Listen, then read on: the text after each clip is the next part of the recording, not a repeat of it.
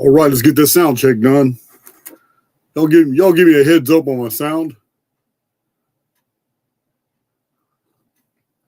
You should be able to hear me sipping that coffee. Hello, Victoria.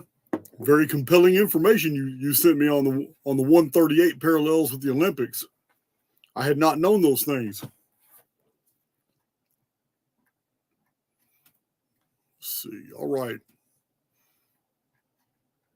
We're gonna hit some epic material today. A little bit of an echo.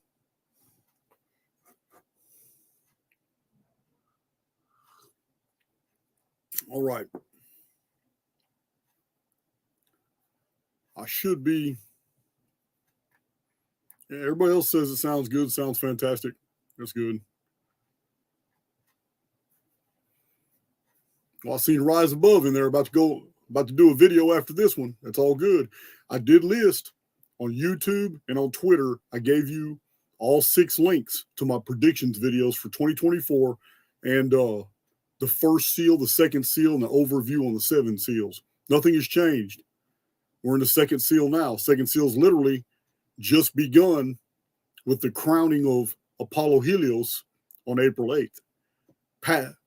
Apollo Pharmakia, who started his trek in 2020, passed the torch on April 8th to Apollo Helios.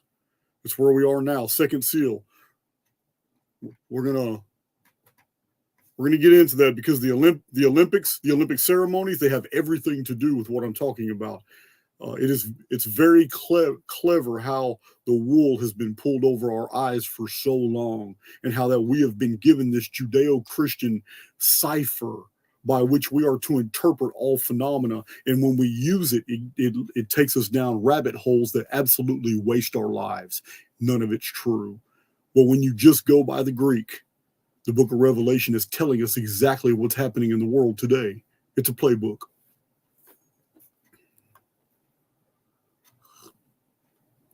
All right. I'm not going to waste a whole lot of time. I just saw Chris and Steve Crimmy in there somewhere. So we don't know what the opening ceremony to the 2024 Olympics is going to be, and I look forward to it. But what you have coming from me, I chose this time. This is basically a decode, a breakdown of the 2012 Olympic opening ceremony, not the closing ceremony. That's a separate video.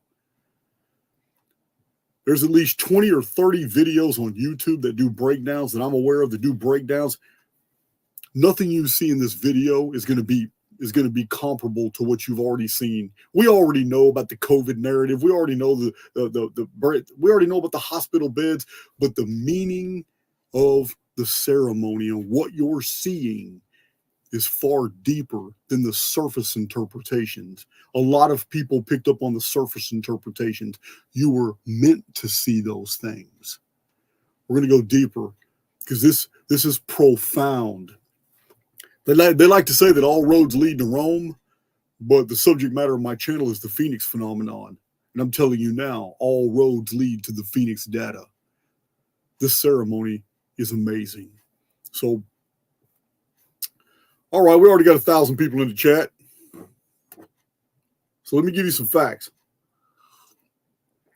I will tell you this. The reason you haven't seen a lot of Olympic decodes is because those who are showing the Olympic videos are on YouTube, they're showing the approved, or they're somehow fooling the YouTube search filters.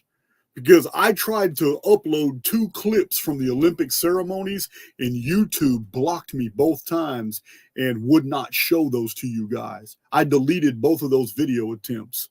When I realized that I could not show you guys video clips, that's pretty serious. They don't want people talking. They don't want people doing decodes. They don't want people breaking this material down.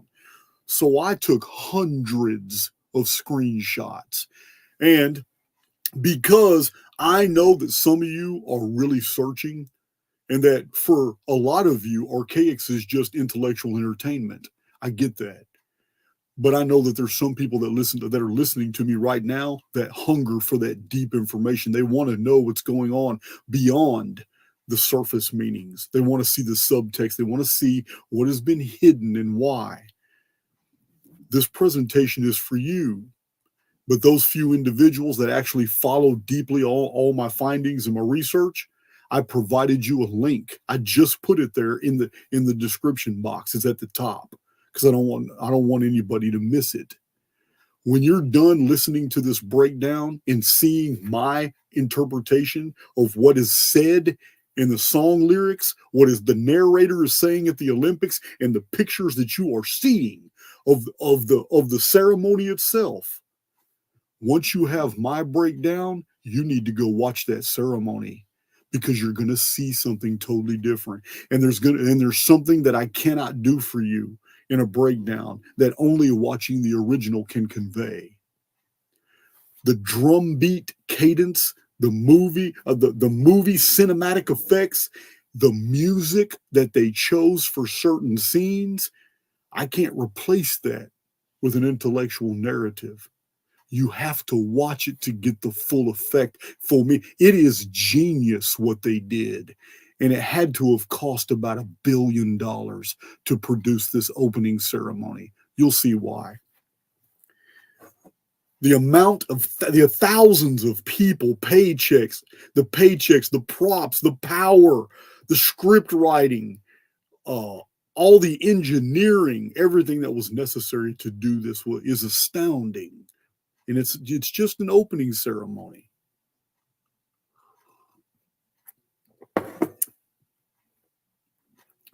So if you've got 3.5 hours of free time where you just want to get your mind blown, you need to watch. You need to click onto the link in my description box. It's the actual opening ceremony to the 2012 London Olympics. Everything is going to make sense to you after you listen to my video. After you watch my video, you're going to see that with new eyes, and you're going to be able to show other people, hey man, watch this video on YouTube with me, and you're going to be able to tell them what's really going on, as opposed to what the Olympic Committee just wanted you to see and be entertained with. Thank you, Nanny Puffins. That's my girl.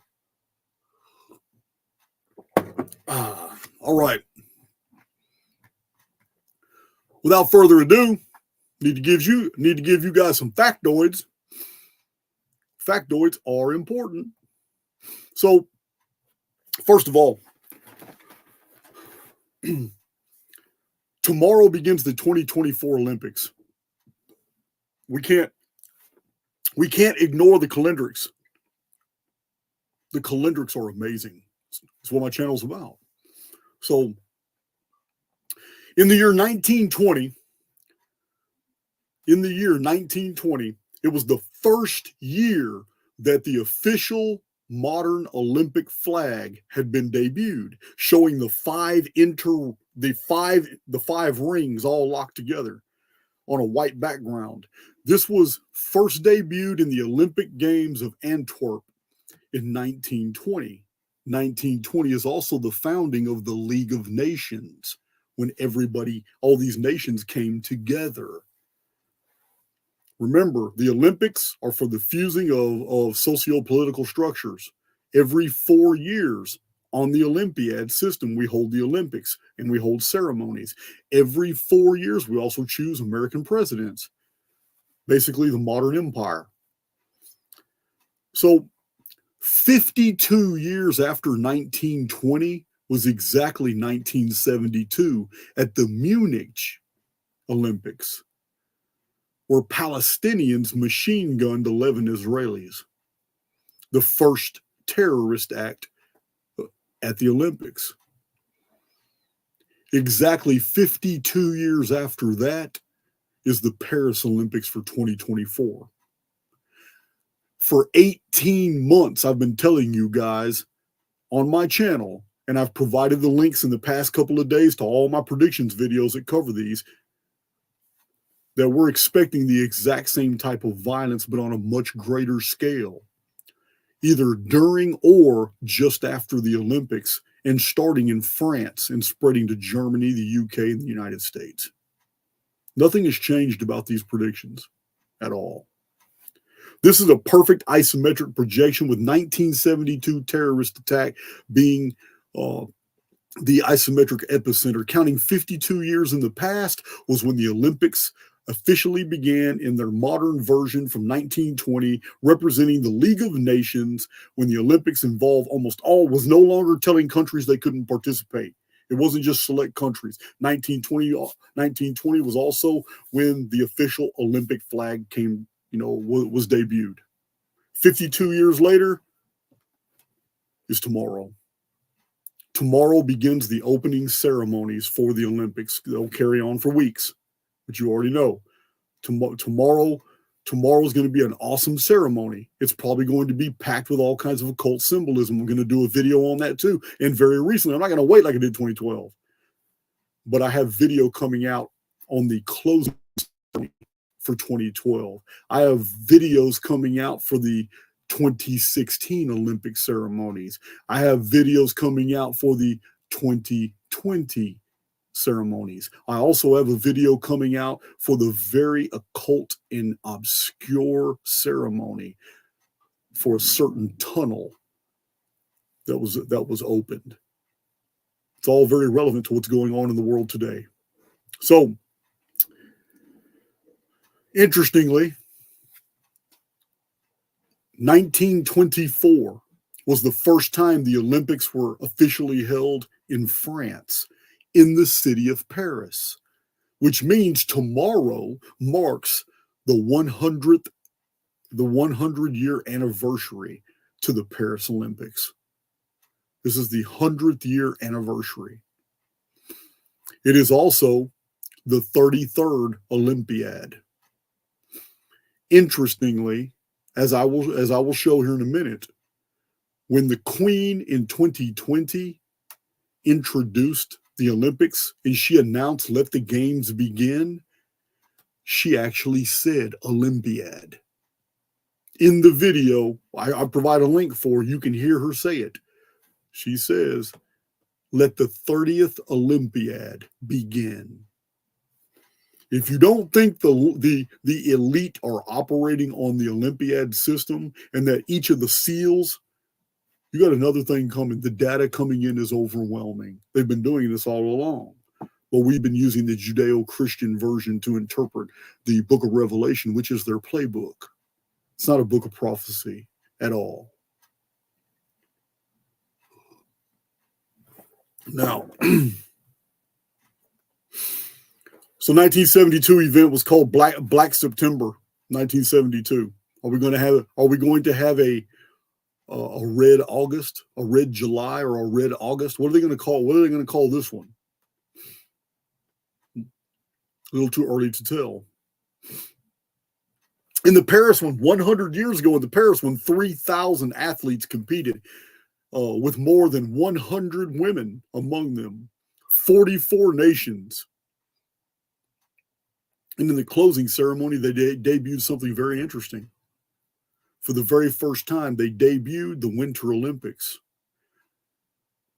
The Winter Olympics follows 2 years after the Summer Olympics.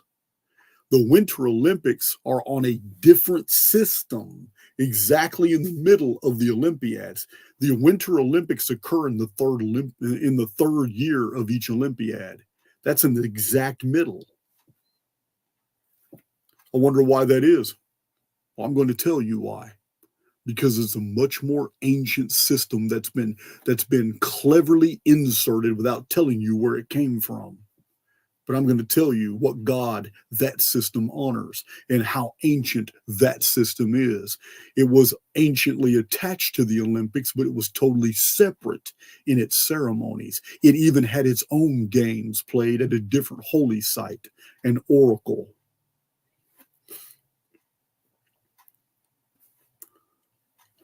What I'm referring to is the Oracle of Apollo, the Temple of Apollo at Delphi, one of the oldest, most prestigious oracles in the ancient Greek world, dedicated to Apollo.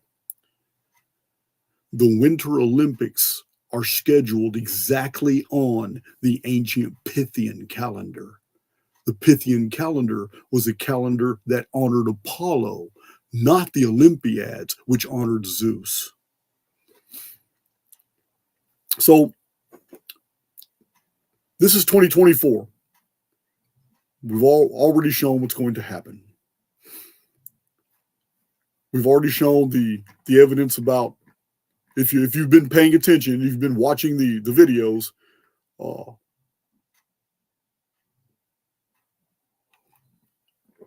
as I've shown in my videos, the breaking of the first seal was the riding of the first horseman, just like Revelation explains. The first horseman is all white, a rider and horse both being in white, crowned and with a bow. The imagery presented is of the ancient Greek centaur, Chiron. Chiron was the hidden master of medicine. He's the one that taught Apollo when Apollo became Apollo Pharmakeia. Apollo had a relationship with a goddess named Coronis. They produced a son, Asclepius, the father of medicine. Apollo has always been shown to be a master of horses. And in Homer's epic Odyssey, the Iliad, on the field of battle, Apollo shot his bows, and his bow and his arrows induced sickness in his enemies. In Book of Revelation, the bow of the white horseman is a toxin. The crown upon his head in Greek is corona. The horse oath of the ancient medical establishment is called the Hippocratic Oath. It is still on plaques in hospitals all over the world today. It begins, I swear by Apollo, not by God, not by Yahweh, not by the Creator, not by the Eternal, not by the Oversoul, not by the Great Spirit, not by the Trinity, not by Jesus. I swear by Apollo. This is the Hippocratic Oath. Hippocratic Oath means the horse oath. Apollo was the bringer of the four horsemen. I've shown the pictures from the medieval times and in alchemical texts where it shows the god Apollo holding the reins to four horses. And a crown was given unto him, an eclipse. The ring around the eclipse on April 8th called a corona. This is when the 4 years of Apollo Pharmakeia ended, and he passed the torch to Apollo Helios. Apollo Helios, the sun. So this has already been shown in my prior videos, and a lot more. I'm leaving a lot of details out. But this was the breaking of the first seal. And in the breaking of the second seal, Apollo Helios is all about yellow and orange colors and flames. Thousands of little fires sparked in all these different places where Apollo Helios has attacked. Remember, he rides forth to conquer, conquering and to conquer. But the second seal isn't about world war or anything. It's about taking peace from the earth.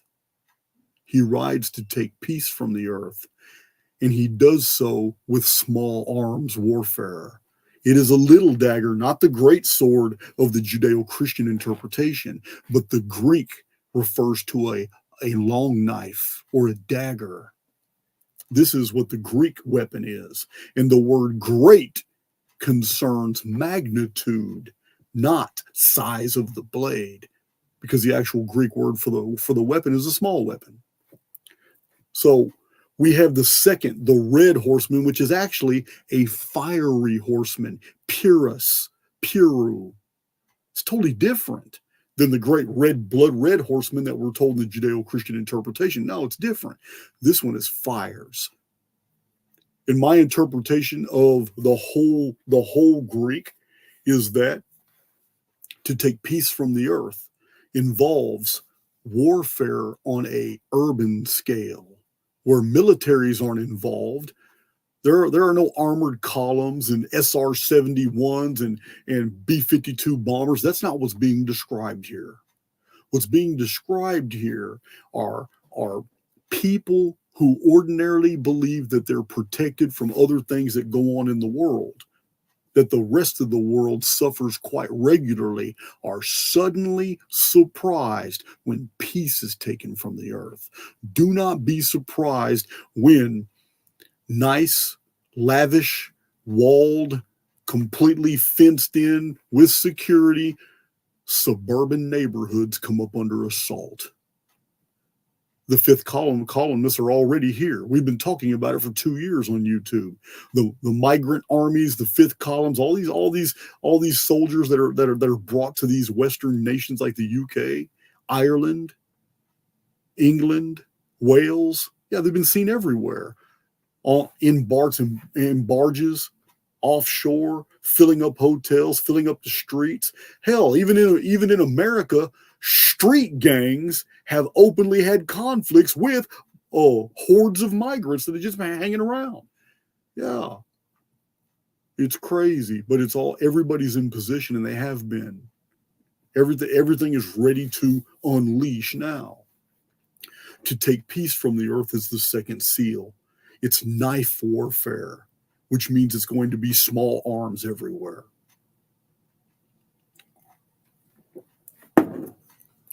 That's the first and second seal. We're in the second seal now, the very beginning of it.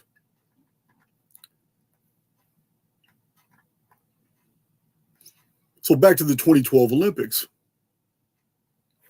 We know it was predictive programming, but what you don't know is how deep this goes and how very ingeniously clever they were at hiding things right in front of our face. The Olympic ceremony was not just a presentation of predictive programming about events to come, but a masterful work weaving the human experience of the past with what's to come in the future. They did this so expertly because we've lived this many times. I've showed you in Archaix over and over. We're on a loop. We are on a loop. The participants change. Those who grow by virtue of employing spiritual gifts for the benefit of others, imagination, intuition, and empathy, they move on to other constructs and are no longer participants. But those who are still trapped in the cycle, they've gone through this multiple times. And multiple participants basically adds to the field of memory. Remember, memory is in the field. We're tapping into it all the time, and we think these thoughts are our own when they're not. These are like thought fossils floating around in the field, and we pick up on them all the time because the brain is a receiver. That's what we do. In November 1892, at a meeting of the Union des Sports Athletiques in Paris, an idea was proposed reviving the ancient Olympics as an international athletic competition held every 4 years. The Olympics had been dead for 15 centuries. They had been outlawed by the last of the Roman dictators, the Roman emperors, the Caesars. So he got that approval. And an IOC, the International Olympic Committee, was founded, creating the modern Olympic Games. This was 1892. 1892 is precisely 120 years before 2012. 120 years is a foundational number in calendrics. I've showed this many times. Remember, Noah was told he had 120 years to prepare before the world was destroyed. Moses in the Old Testament lived for 120 years. The number 120. It doesn't matter if these stories aren't true or true. It doesn't matter if they are true. What matters are the ideas attached to the numbers. The number 120. 120 was 40 times 3. 40 is the number of trial and testing. 3 is the number of finality, of something that is made complete. 120 years means that a cycle has been completed. 2012 for the Olympics Every 4 years, the year 2012 ended something and began something even more important. I'm going to tell you what it was here in a minute. I'm going to show you also, this was 1892, but I'm going to show you right now what was the main thing in the newspapers of the day, conversations in people's households, what was going on, the huge controversy that was raging in society in 1892. Can't make this shit up. I'm going to share my screen.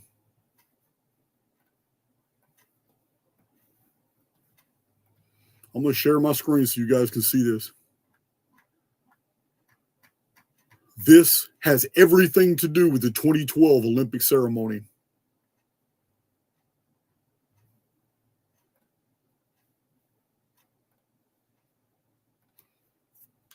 All right. You guys know I'm a little slow on the uptake. All right. I'm sharing my screen.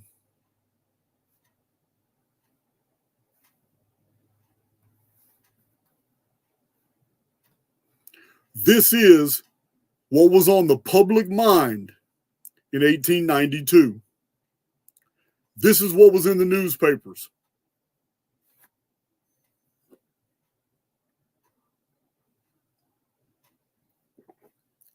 Do I need to read it out loud?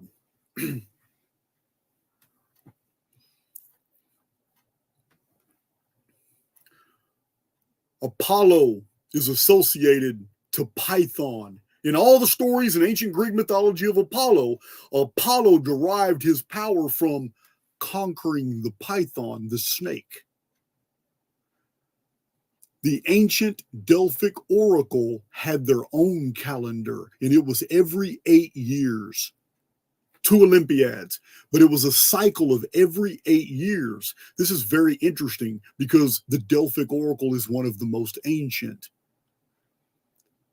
The calendar is called the Pythian Calendar, from Python, serpent. That's what it means in Greek. Apollo's arrows were venomous. His toxin was venomous. This is Greek mythology. I'm not making any of this up. But what's beautiful about the ancient Pythian calendar is that not only is it associated to the Phoenix phenomenon, and I'll explain how in a minute, but also in ancient numerology, it was a true cycle.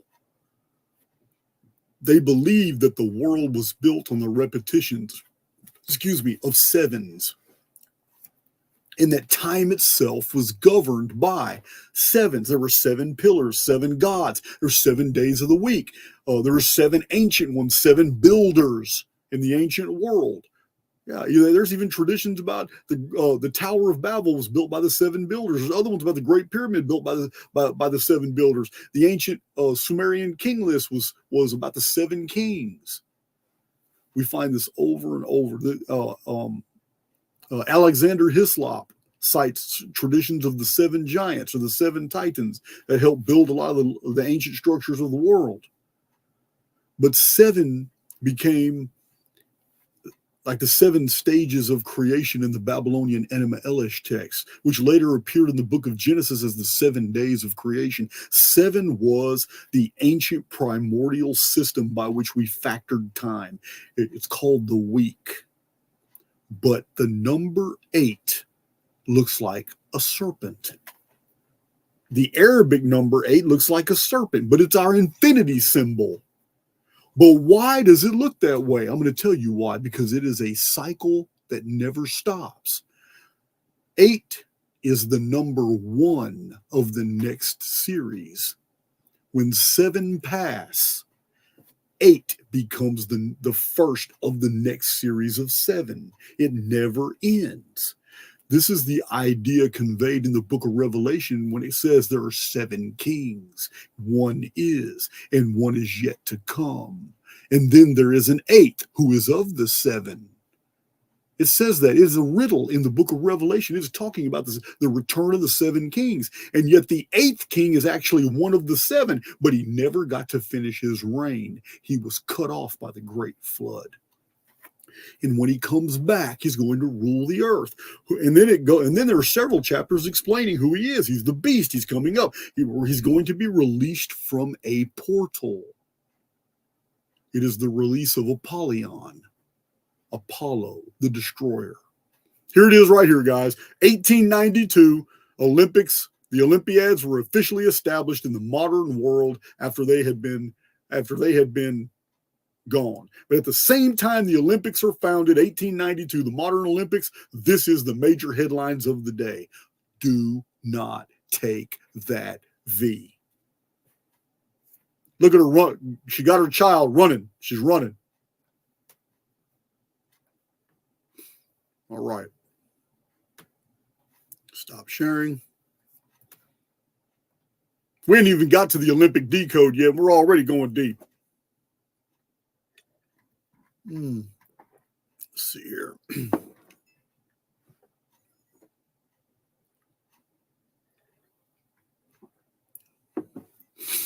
All righty. All right, catch my chat. Oh, this coffee's so good. Phoenix is rising, and I'm cool with that. I've had this shirt for like 2 years.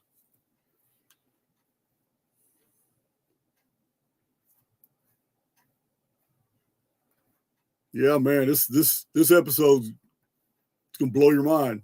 I was in shock as I watched that video, 2012. I was in shock when the full you've had the feeling before when you're watching something, you're watching a presentation and you don't know why the hairs are risen. You don't know. I'm sitting there, my hackles are raising. I'm sitting there. I'm not comprehending what I'm seeing, but I know there's something here. So I rewatch it.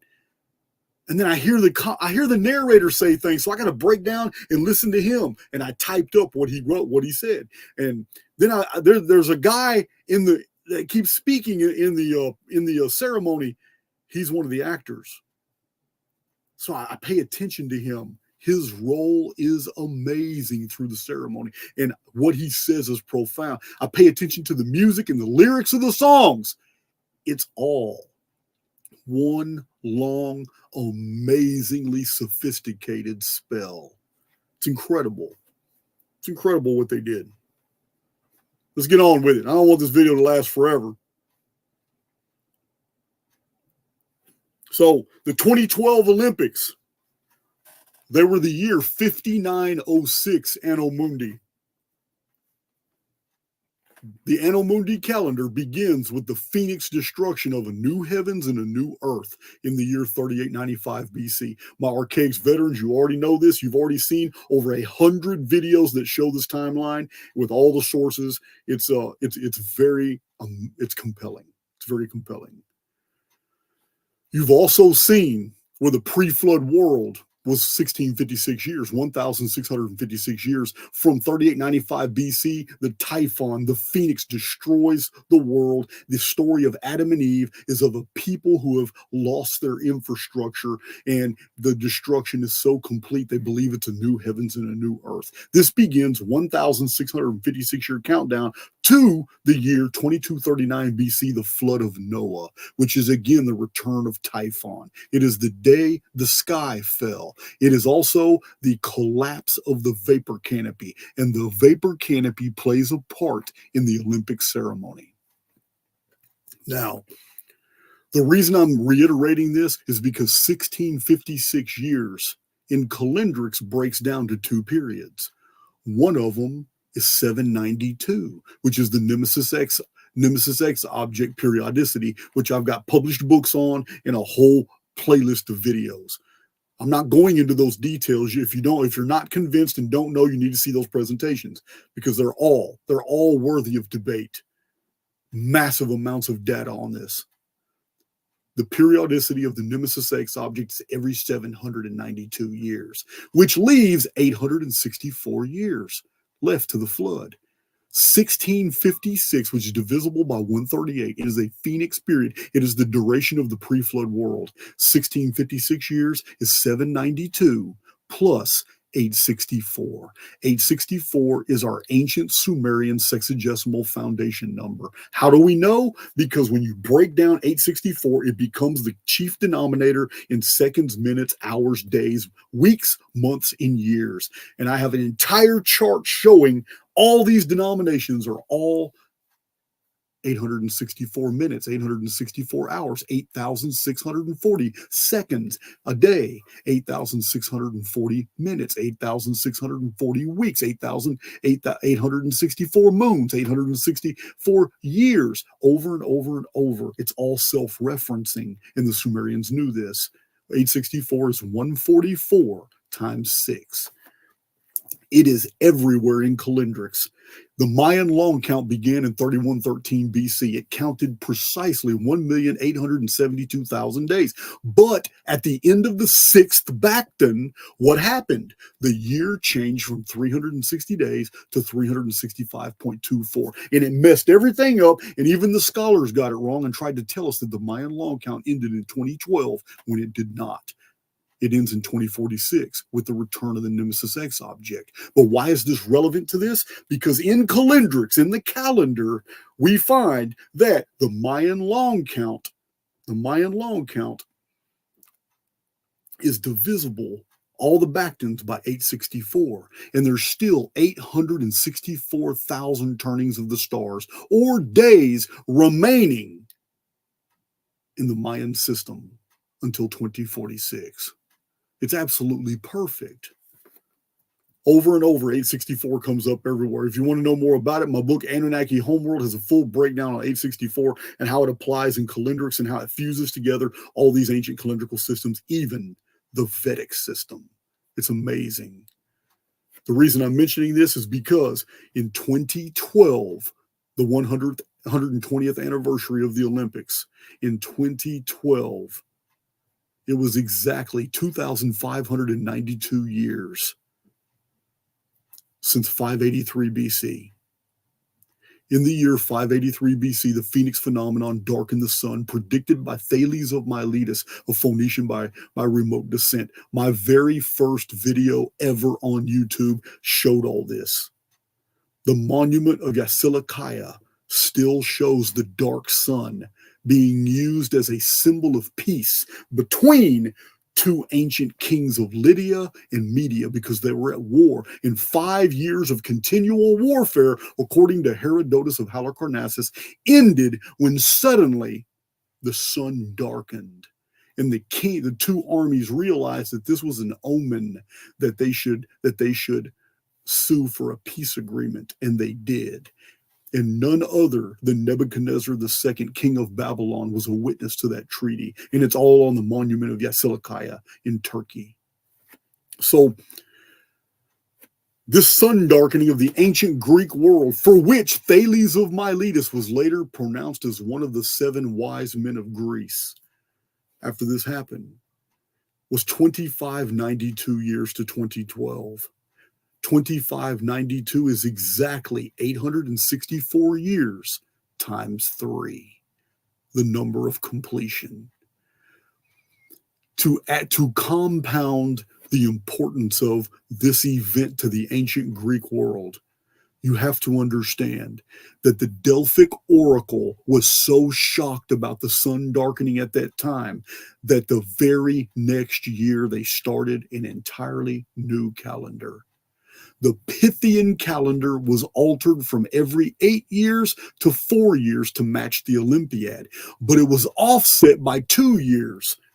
So it would completely, 2 years after the Greek Olympiads, then there was the Pythian Games.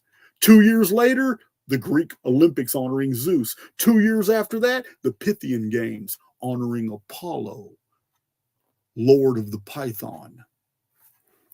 This is the ancient Greek model. The Delphic Oracle altered their calendar in the year 582 BC.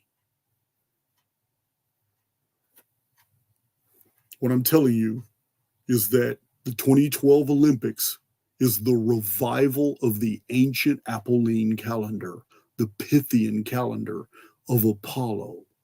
Just like I told you that the first and second horsemen are all about Apollo. Just like the book of Revelation says, the release of the destroyer, whose name is Apollyon. It's all here, but it's all been kept from us because we've been force-fed this Judeo-Christian bullshit and told to interpret these things in a certain way, and it doesn't work. When we just look at the Greek and everything makes sense, and we find out the Old Testament isn't our cipher at all. That's the cover. That's the decoy. It's not. Your cipher is the wealth of Greek mythology. That was the cipher from the beginning.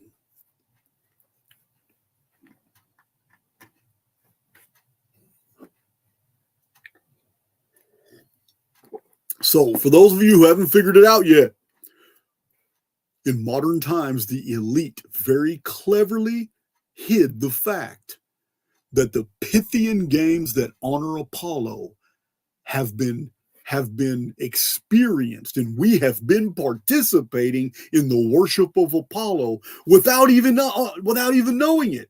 How did they do that? They introduced the Winter Olympics in 1924. The Winter Olympics, staggered every 2 years, are actually the Pythian Games of Apollo. This is what the Winter Olympics are. 1924 is exactly 100 years, 1 century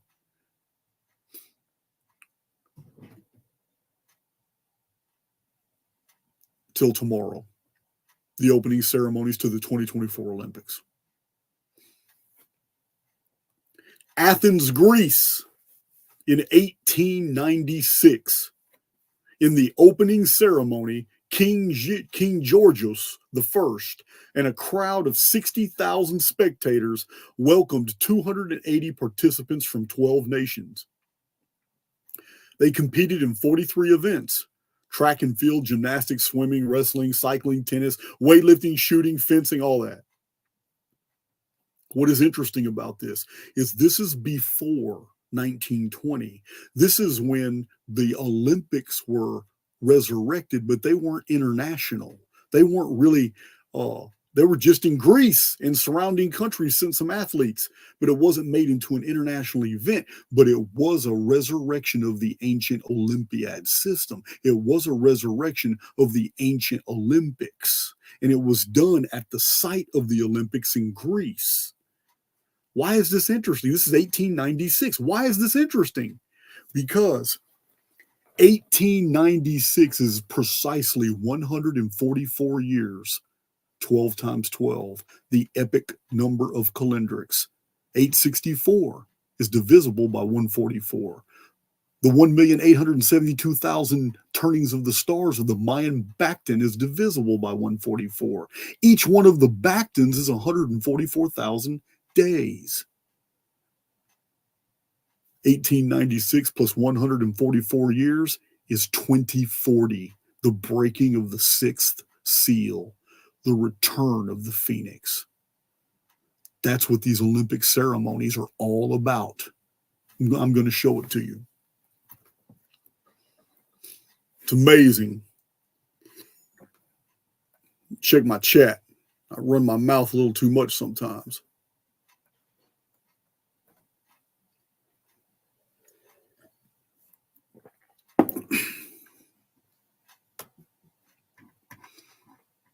All right.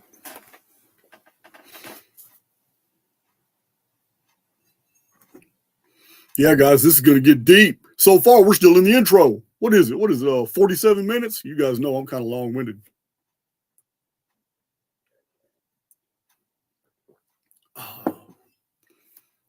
This coffee's so good. I'm really hoping that this big old cup, but I'm really hoping it don't get empty. All right. Yeah, let's get into it. Yes, Jonathan Hilton. The Statue of Liberty is a statue of Apollo. That's not a female. That's a male. That's not Semiramis. That's an old mistake. That's the old Judeo-Christian interpretations. Yes, that is 100% Apollo. I have shown pictures on my channel of the spiked sun helmet of Apollo when he's driving a chariot of 4 horses, and it's the exact same spikes that the Statue of Liberty has. Additionally, the fact that Apollyon is still imprisoned underground and that the ceremonies and the breaking of the seals are what the elite are orchestrating in order to have Apollyon released. This also identifies the Statue of Liberty. Remember, it's a Statue of Liberty, freedom. Everything is inverted. Because if you look at the bottom of the statue, one of his ankles has a chain connected to the ground. Yeah, this is a prisoner. Statue of Liberty is a prisoner. It's not Statue of Liberty. That's just wish fulfillment. But yeah, 100%. So all right, we need to get on with this. Statue of Liberty does carry a torch. Very good catch. Statue of Liberty does carry a torch.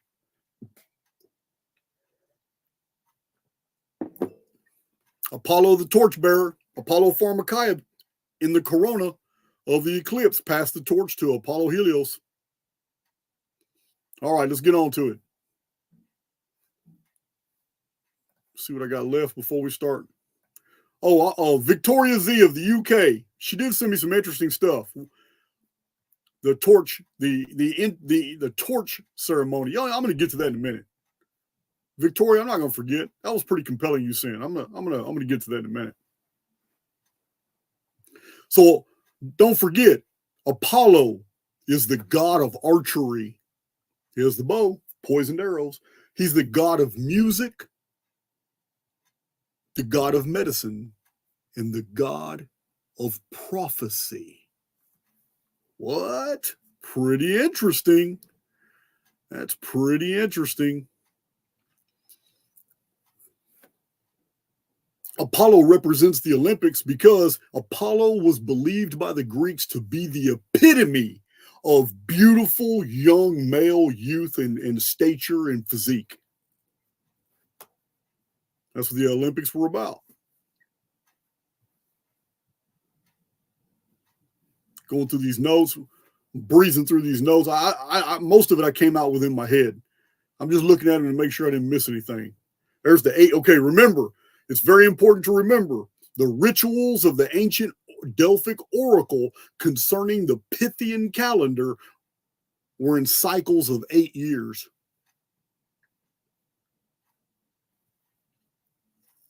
Okay, I think I got it all. Oh, here's another one. Here's a little factoid I missed. Winners at the Olympic Games were in ancient times, they were given the Olympic laurel wreath. The laurel, you've seen it, the laurel wreath, kind of looks like a wreath, Christmas wreath. The winners of the Pythian Games are awarded these wreaths. The leaves are the sacred bay laurel tree, which is associated to Apollo. Now, what's interesting about this is not only they're associated to Apollo, but I've shown you guys in prior presentations that there is a nymph, a Greek nymph named Daphne. Her name contains the phoenix, Daphne. And according to this myth, the laurel was sacred to Apollo after the nymph Daphne was transformed into a laurel tree. In Egypt, the phoenix was the phoenix palm. But in Greek, it's the laurel tree. But they remembered the phoenix because they named her Daphne. It's very interesting. She fled from his advances, so he turned her into a tree. Sorry, bastard.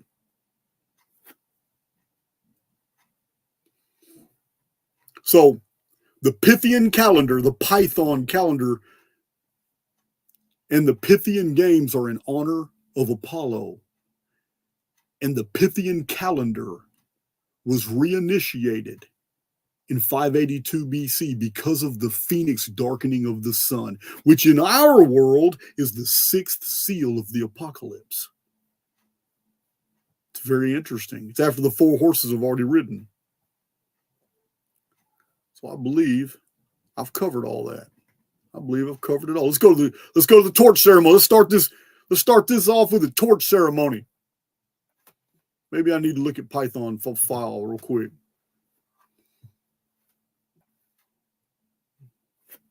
Yeah, maybe I need to look at that Python real quick. Let me share my screen.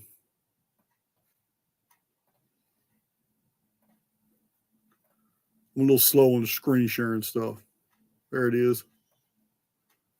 Okay, here's something you need to see. Paris, 1924. This is an old poster.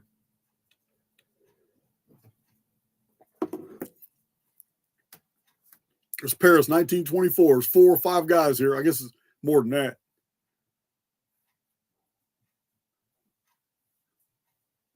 There it is.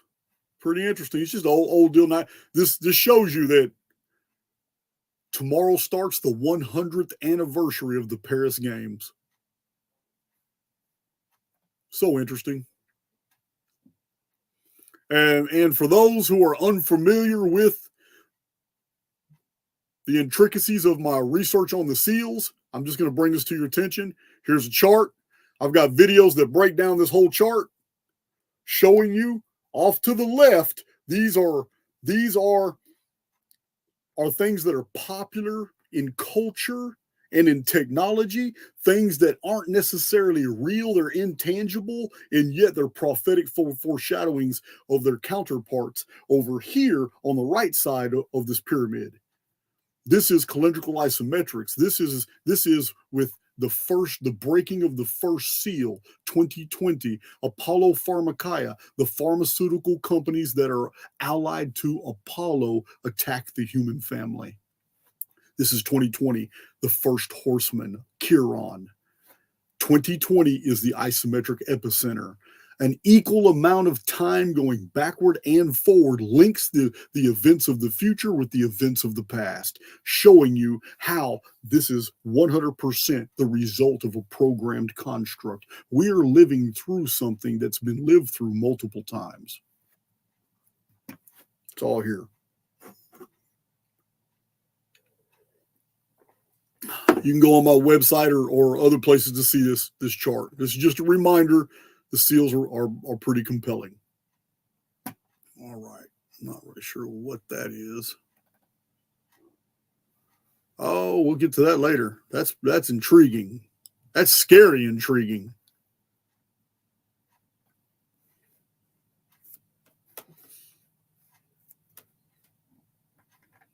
All right. Look at these torch pictures. These are awesome. So, there are some things that you just can't make up. First of all, it is some beautiful pictures. All through the UK, they took the torch by all these castles before they started the ceremony.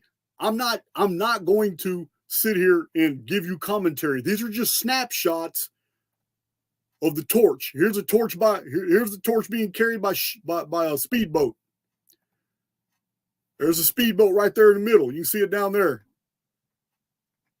The Olympic torch went on. Before the ceremony was going on, the torch had already been in motion for a good distance. At the end, it becomes this huge, brilliant. There's the torch after the Olympic torch is done. Look at what you're looking at here. Do you see this circle? Do you see that this hallway and this other hallway on the far right? You're going to see an aerial view of this later. This is the layout of Avebury. This is the layout of Stonehenge. These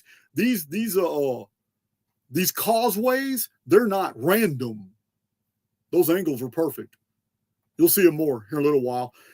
The amount of money that it costs to do this, these pictures don't convey that.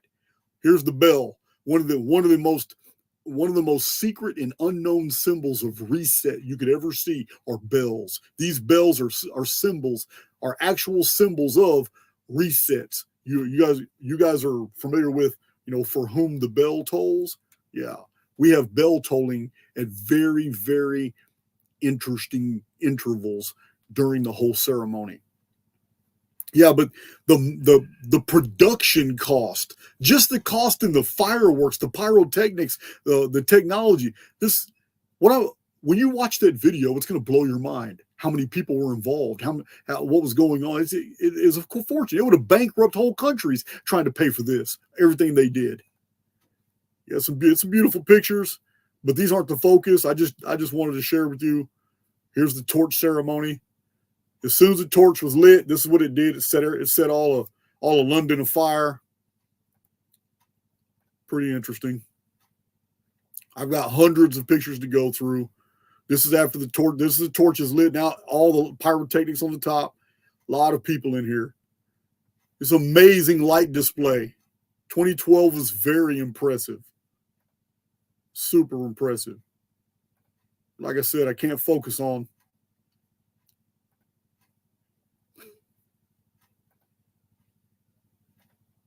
Just going to get through some of these pictures because we got more. All right. You guys know London Tower is famous. But when they're doing the video, they really focused on the clock multiple times in the ceremony. So I don't know if it has any meaning or not, but calendars and clocks are pretty much go in tandem. What is interesting down here is this horseman. I don't know what that means. Some of you know what this is all about. It's just something that was captured in a picture. When the queen gave her speech, once a torch was lit, the queen said, and let the 30th Olympiad begin. All right. She didn't say the 30th Olympics. She said Olympiad, and she is the queen. Therefore, I must conclude that our controllers are indeed operating on the Greek Olympiad system, as I have surmised. Just like presidential elections are every 4 years. Come to find out, a lot of things are every 4 years. Beautiful scenery. This is the beginning right here of an epic scene. I got a whole file I'm about to show you. What you're about to see is amazing. All right, we're still got the ceremony, blowing up stuff. Pyrotechnics were awesome. Some of these, I wasn't able to edit all the images. You guys got to understand, I had video clips prepared for you until I realized YouTube was blocking all of them. I couldn't use any Olympic footage at all. It wouldn't let me. So I had to take screenshots, hundreds of them.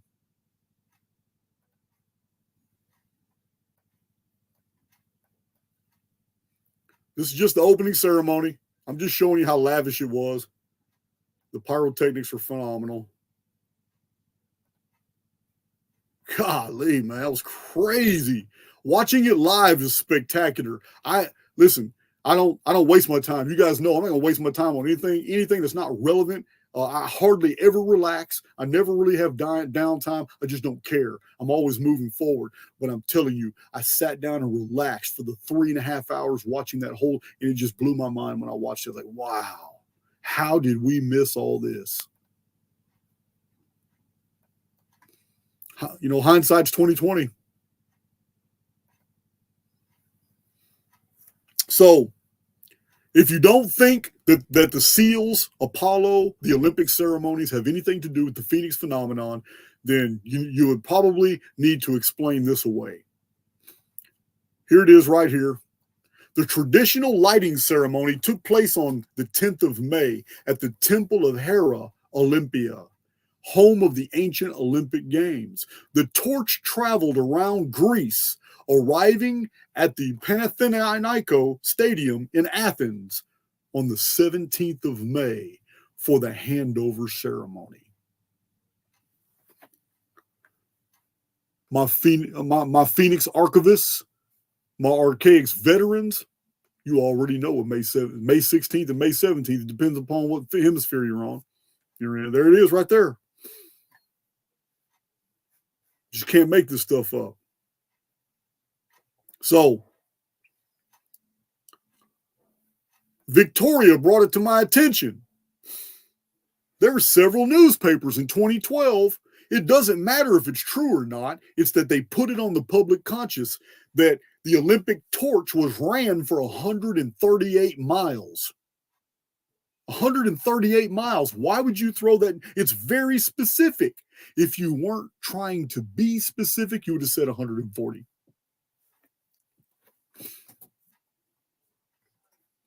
It's crazy. So crazy. There's several reports. Here's another one right here. Friday's 138-mile route took to, I don't even know these places. They're all in the UK, Scotland. I don't even know. And there's my word. They just happened to have, they must have knew I was going to screenshot this. That's amazing. There it is. My recent meetup in North Carolina, women were making fun of me. They even gave me a shirt. That's amazing. Okay. Route, here's the route design and details. Yeah, here it is right here. Can't make this stuff up. Before arriving on May 17th in Athens. May 17th, May 16th and May 17th is the Phoenix date. There it is. Every 138 years. Crazy. The flame then flew to the United Kingdom from Greece. Flew from the United Kingdom where it arrived on May 18th. Can't make this stuff up. Here's Olympics.com. So you don't think I'm making up anything. Olympics.com, again, Olympics.com is stressing the number 138. They could have used another number. They could have said they could have said over 130 miles. They could have said 139 miles, 140 miles. Instead, they said 138 miles. Again, it doesn't matter if it's true or not. They put it on the public conscience in reference to on a Phoenix date. Here it is. As if that's not enough, we're done with that file. But if that's not enough, we got to look at Victoria. Victoria lives in the UK. She's been following Archaix since I was a very tiny channel with hardly anybody listening to me, and she used to be in the comment section. I used to do live videos with almost nobody listening, but I would answer all the questions live. So I do want to say this. I'm still sharing the video. Stop sharing. So I do want to say that you have to understand the gravity. The opening ceremony alone would have cost hundreds of millions of dollars in technology, power, paychecks, thousands of people, studio props, multitudes of practice runs. Yeah, if you haven't actually seen the ceremony, it's mind-boggling the logistics involved. So I'm gonna find. Let me find. I got it right here. I got it right here, pretty close. This is what Victoria sent me, and I didn't know any of these things. Thought it was really interesting. Here it is, Victoria Z. I kept this note, Victoria. Victoria said, the other day I was Googling the Olympics. I found out that the torchbearer at the end of the 138 miles was who lit the actual Olympic torch was John Bowman, Apollo the Archer. John Bowman. He lit the flame. And the torch covered a journey of 138 miles through London. So it did it in Scotland as well. So also, for this year of 2012, Coca-Cola was a major sponsor and was celebrating its 138 years with the games. That's crazy. Victoria also found a reference that the main venue that built the games for 2012 in London, it cost 138 million euros. Why are they focused on the 138? What's going on? Also, the Winlock Olympic Games that apparently inspired the founding of the modern Olympic movement had its 138th year with the 2012 Olympic Games. Just can't make this stuff up, guys. It's just crazy. Thank you, Victoria, for that. You've always picked up the torch. A lot of times that girl be fact-checking me. Hey, when I first met her, she used to make me so mad. And she used to make me mad. Victoria, let me talk. Why I always got to prove everything every time I talk? She's a believer now, though. All right. So it's time to get into this first ceremony. It's time to get into. This is so crazy. What I'm about to show you. So crazy.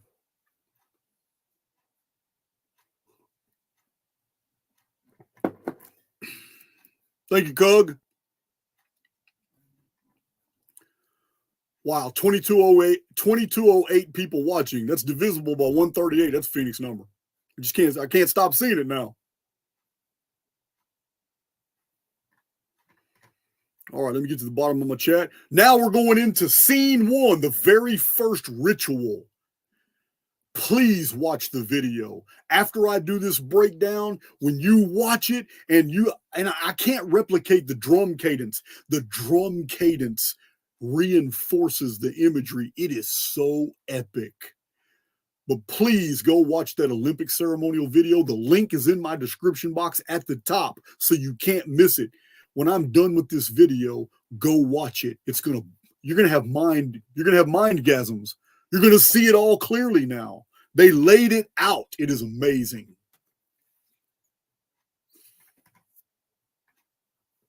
All right, let me share my screen because we're getting into the juicy now.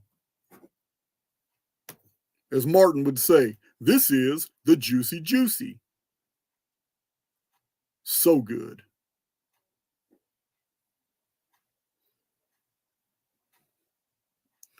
So good. Y'all gonna hear my Shakespeare here in a minute too. I'm gonna have to. FEMA camp etiquette for dummies. That's a hell of a handle. I've seen it quite a few times. $35 million, man. I just don't know. It's hard for me to believe. Once you see that ceremony, that 35 million could cover everything you see in that opening ceremony. Oh, you're saying 35 million is both ceremonies. I just can't believe that. I believe that you found that, but I don't believe that. I believe that there's bigger money involved. Well, man, what I'm seeing is just amazing. Man, logistical nightmare too. All right. I'm about to take you guys for a ride. Let's share the screen. This is where it gets crazy. Man, it's going to get so crazy. All right.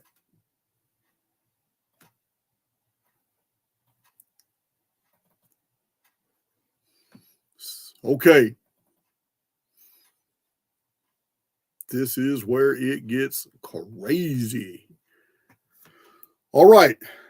I'm sorry some of these are a little bit blurry, but you get the idea here. You get the idea here. What you're looking at is a replica of a very simple European Dark Ages, Middle Ages type society. There's scenes in here, cottages and scenes and farming, but they're hidden in the pictures. Hidden in this picture is another ritual. So we have a ritual within a ritual. There is another ritual here. It is an ancient practice in Europe, and it involves the Phoenix phenomenon. I'm going to show you. They never mention it overtly. Instead, they draw your attention to something else. This is ancient Britain, a depiction of ancient Britain. At the bottom of the screen, women are performing a ritual. Again, here's just a picture showing this is a simple life, simple people, simple knowledge, simple information. They're not technologically advanced. They have to basically work for everything. Everything is simple. Shows them doing their medieval labors, their work. What you're looking at in the background is the key to decoding what you're seeing. This is the mountain that you've seen in all those alchemy pictures that I've showed you. This is the mountain with the divine tree on top of it. It represents something else. I'll get to that in a minute. Here it is. It's just standing there all by itself in the distance. Here's the village. All the people are very simple. This is medieval, pre-Renaissance times. Again, now we have cameraman focusing on the ritual. In the background, the camera angle's perfect because you can see the divine tree on top of the divine mountain. Very ancient symbols here. This ritual that you look at, you're seeing is the maypole ritual. The maypole ritual became, only after a couple thousand years, it became a ritual for fertilization. It became a ritual about regeneration.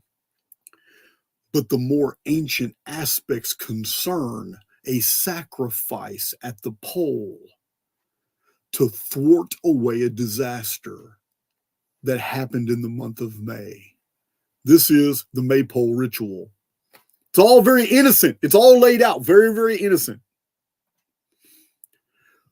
These guys here there's three of them. They're watching the unfolding of events I'm about to show. In the video, these are your truthers. These three guys are not believing what they're seeing. They have doubts. Everybody else is in line. Everybody else is doing exactly what the controllers want them to do. These guys are pretty much sad and in disbelief as they watch all this unfold.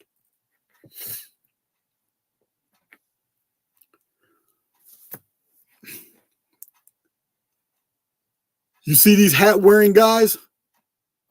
These are amazing actors.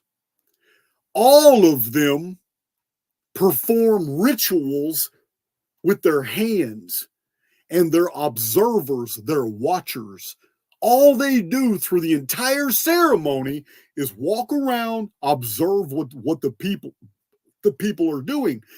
But their hand gestures over and over and these little dances they do reveal that these are architects, financiers.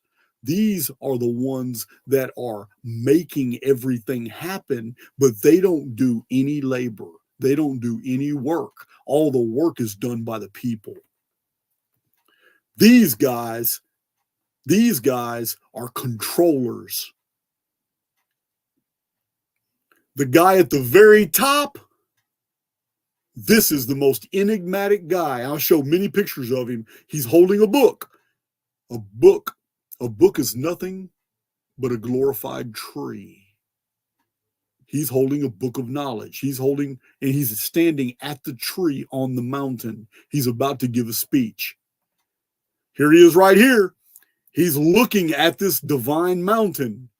They're watching him. They are subservient to this guy. This guy is an enigma. His role in the ceremony is amazing. Here it is. The cameraman showing it at a distance. He's looking at the divine mountain. He's expecting something at the mountain. They're watching him. They take their dictates, their directives, everything they do is for him.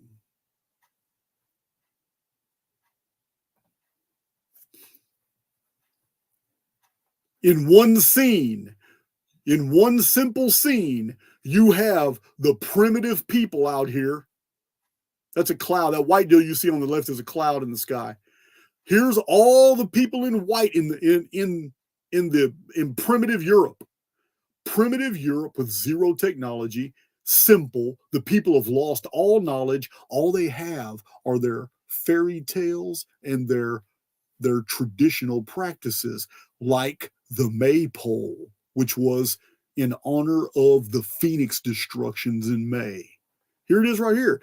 And the fertility ritual attached to it was because the population needed to replenish their numbers after a phoenix event. At the maypole, just like in Southeast Asia, at the omphalos, single women could visit the rock and males could go have sex with them. And when they returned to the community, if they were pregnant, it wasn't frowned upon because replenishing the stock was paramount to the community.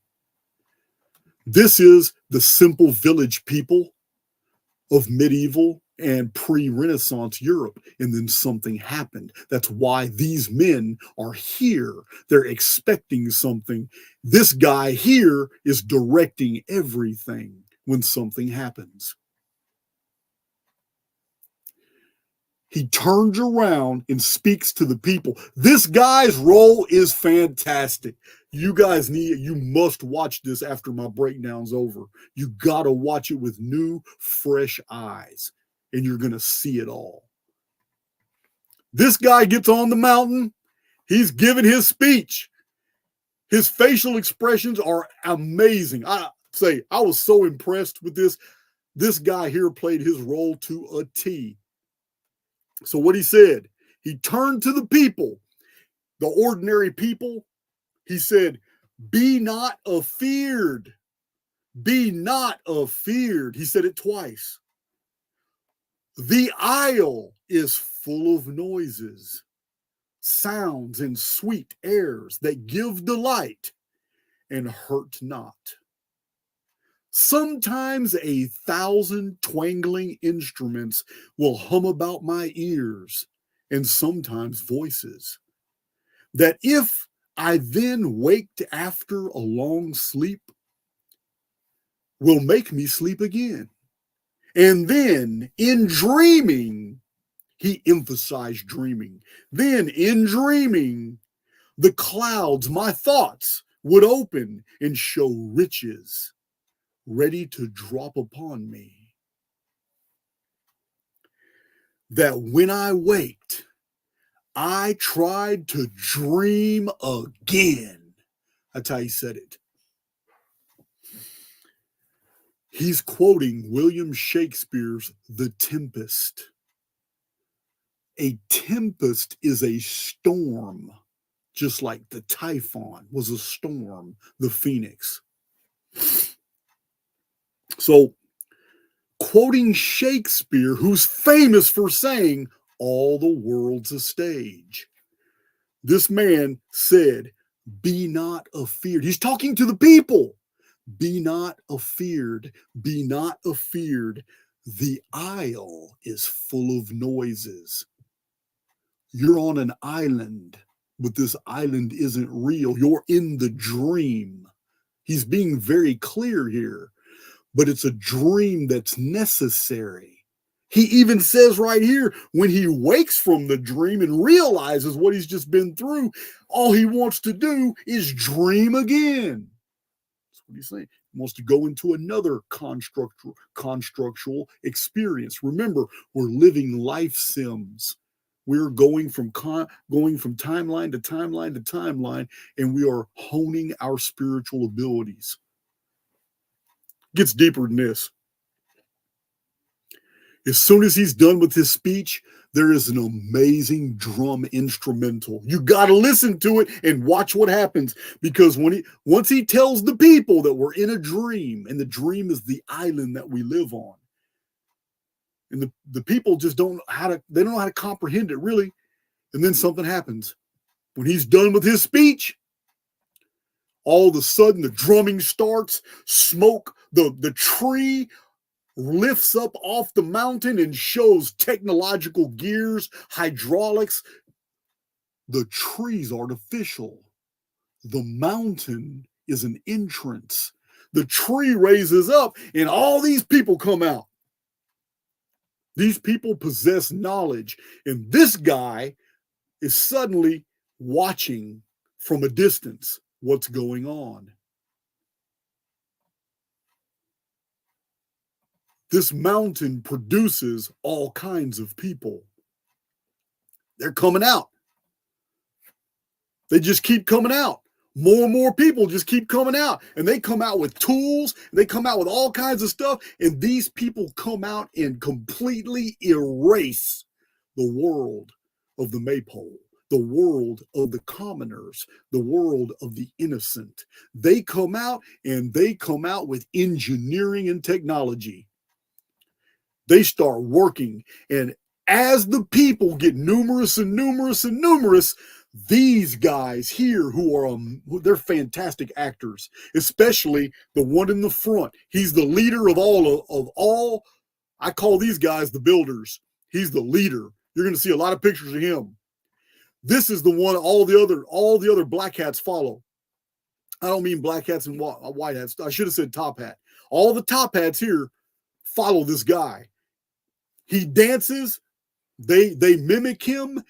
And his dances are designed to do engineering things, and the people copy it and go off on their duties, and all kinds of things start appearing in the field. These are the builders. But the people the people see their dances and copy them and go off and build things. As the construction begins, more and more people keep coming out of the mountain.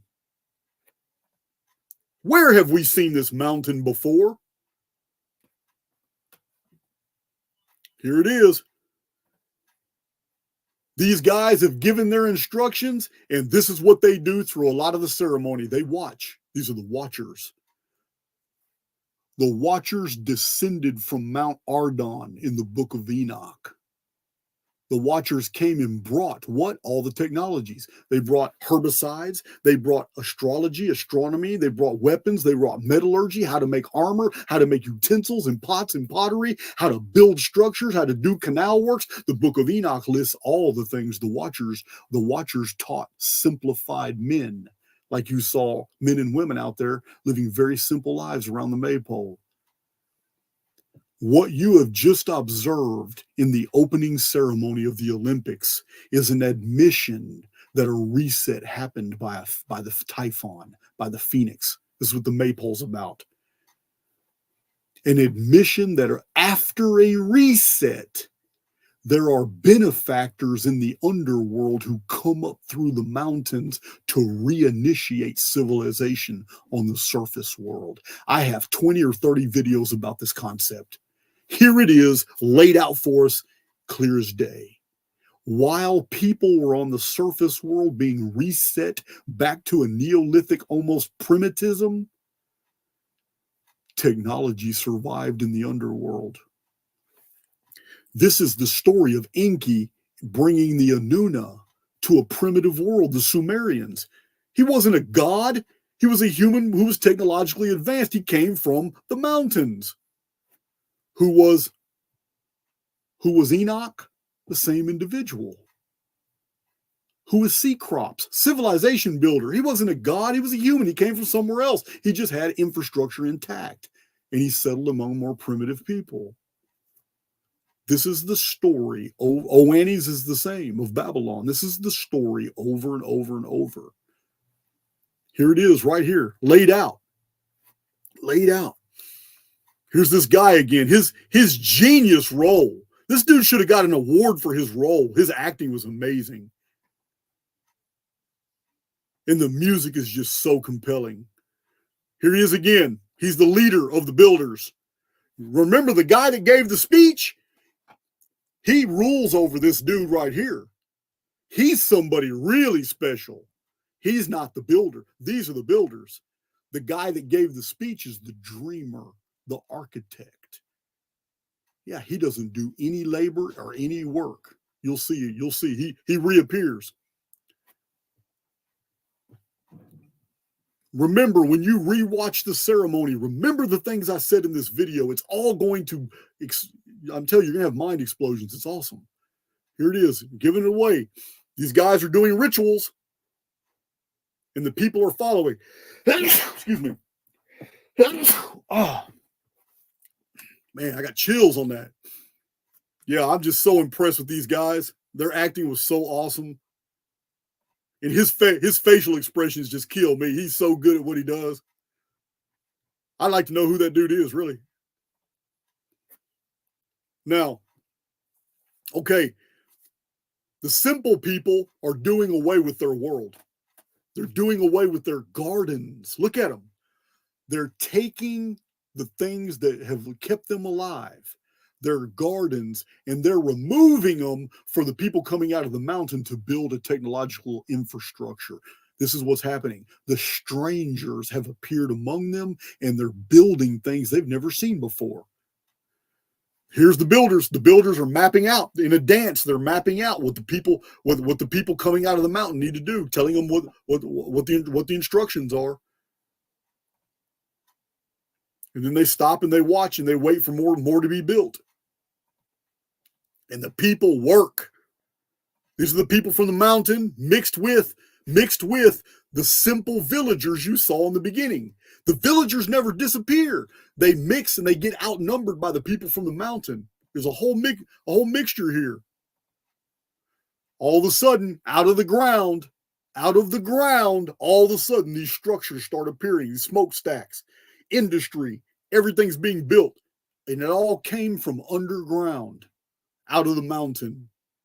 Here are the builders admiring their work. They're watching as the people build these things. Here they are again. And the people don't stop. They're steadily working. These pictures get awesome. This guy, we return to this guy. But before we do, I got to bring something to your attention.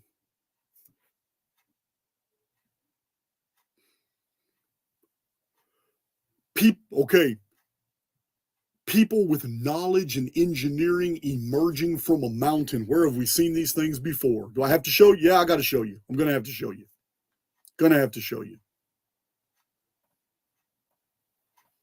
Where have we seen these things before? My 1902 video, when I'm explaining all the new inventions and all the new bureaus and all the companies and all the new translations of old books, everything that appeared in 1902 and 1903. Shocking. I have multiple videos on 1902. In that video, I do breakdowns on over 100 alchemical illustrations showing you they knew about the phoenix, they knew about the 138 number, they knew about the resets, and every bit of it. The elite are underground. The elite are underground. Look at this: putrefaction, sublimation. This is all designed to make you think that it's talking about alchemy, but alchemy is code. Here's the phoenix right here. Look at this. What do you see at the bottom? The exact same dress and hat of the guy you saw in the Olympic video opening ceremony doing work. Here he is right here at the bottom. This is the simple folk. They live on the surface world. Here he is right here. They live on the surface world. The simple folk are blind. They don't know. They don't even know what's going on. They're blind. Look. Here it is. But the people in the underworld know what's going on. They know exactly what's going on. Here's the mountain, the entrance to the underworld, where the elite have an entire civilization, where knowledge is preserved. Libraries are preserved. Traditions are preserved. It's why so many new translations to anciently formerly lost books keep reappearing. Reset after reset after reset. They've done a very good job at making at preserving history and keeping it, but they've codified it into symbols and traditions that if you don't know what you're looking for and you don't know anything about the Phoenix phenomenon, then you totally miss everything. But it's all here. I've been telling us the truth since the Renaissance period and all the alchemical texts. It's amazing.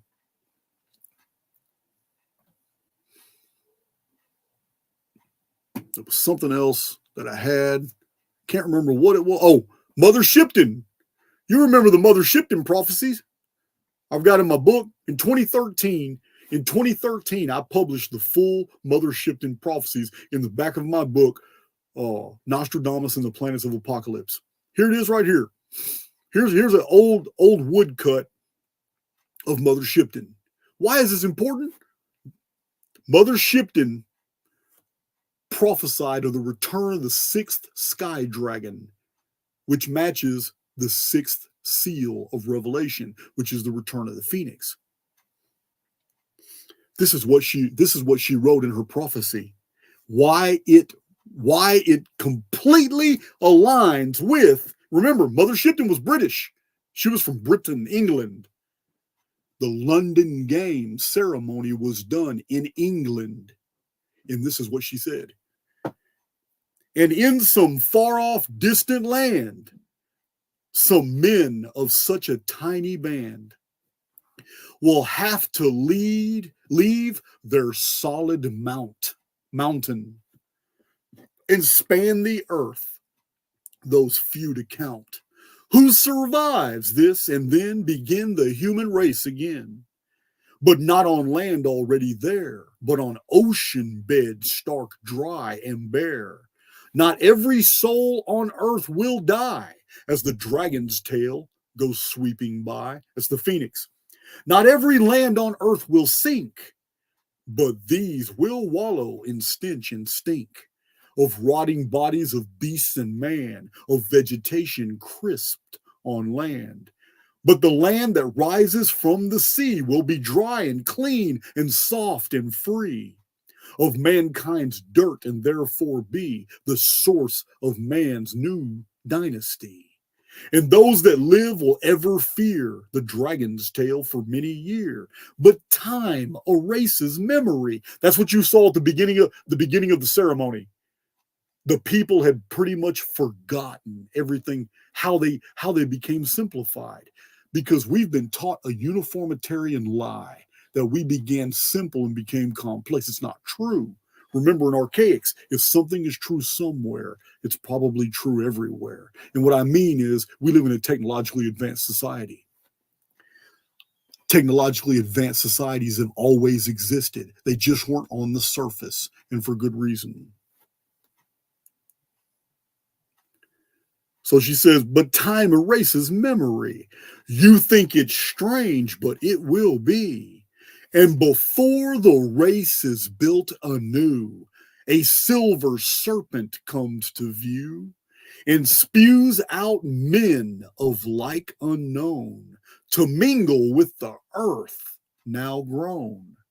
Cold from its heat, and these men can enlighten the men of future, or enlighten the minds of future man, to intermingle and show them how to live and love and thus endow the children with the second sight, a natural thing, so that they might grow graceful, humble, and when they do, the golden age will start anew.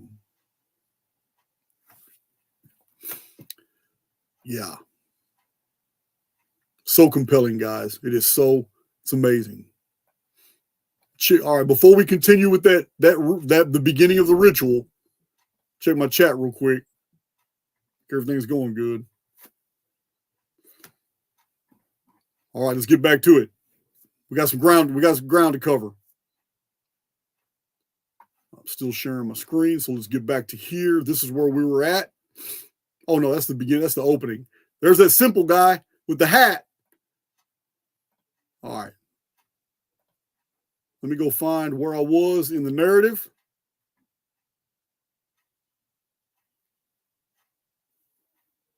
Because they were building. Yeah, is this what? Yeah, here they are. I remember. We got, when they were done building, it shows this guy again. It shows this guy again. While we're seeing all these scenes, this guy never works. He never dances.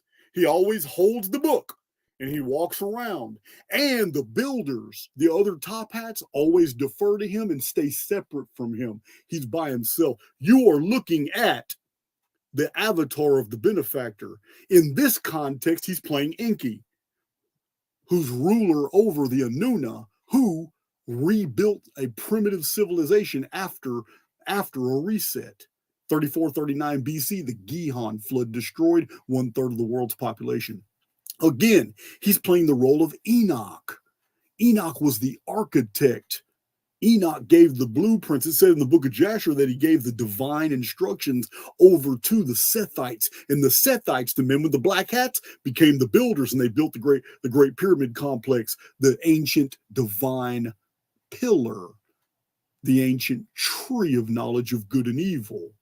Yeah, I got a whole book published in 2006, for those of you who don't know, called Lost Scriptures of Giza, where I show that the Great Pyramid of Egypt was anciently known as the Great Pillar.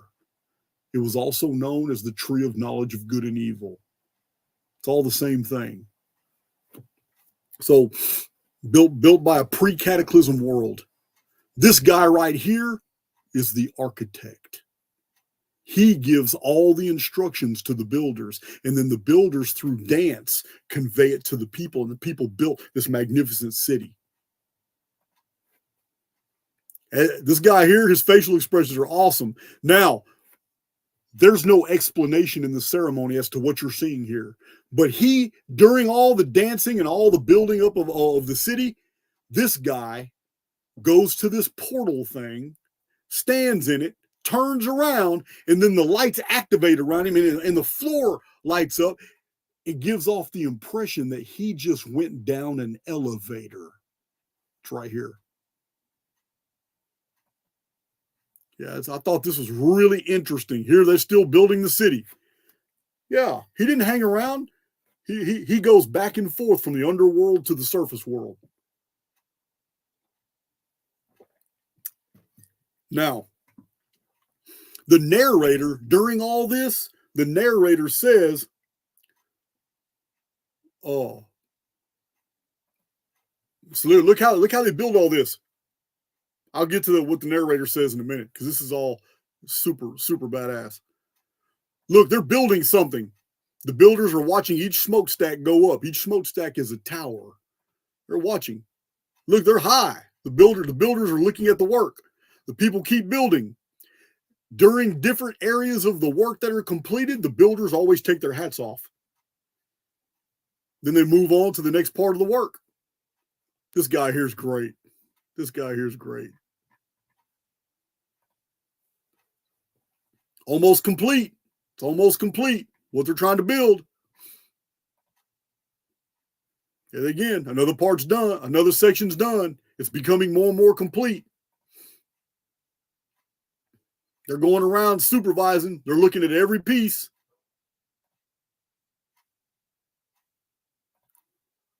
Now, this is a really chilling moment because there's no descriptor. No one knows what they're talking. But the builders all start doing a dance ritual where they're literally looking up at the sky and asking something like a challenge. Come on down here. Come on down here. This is what they're doing. It's you need to watch the video and listen to the music. It's not apparent. Yeah, this is unusual here. It's the only time they did that.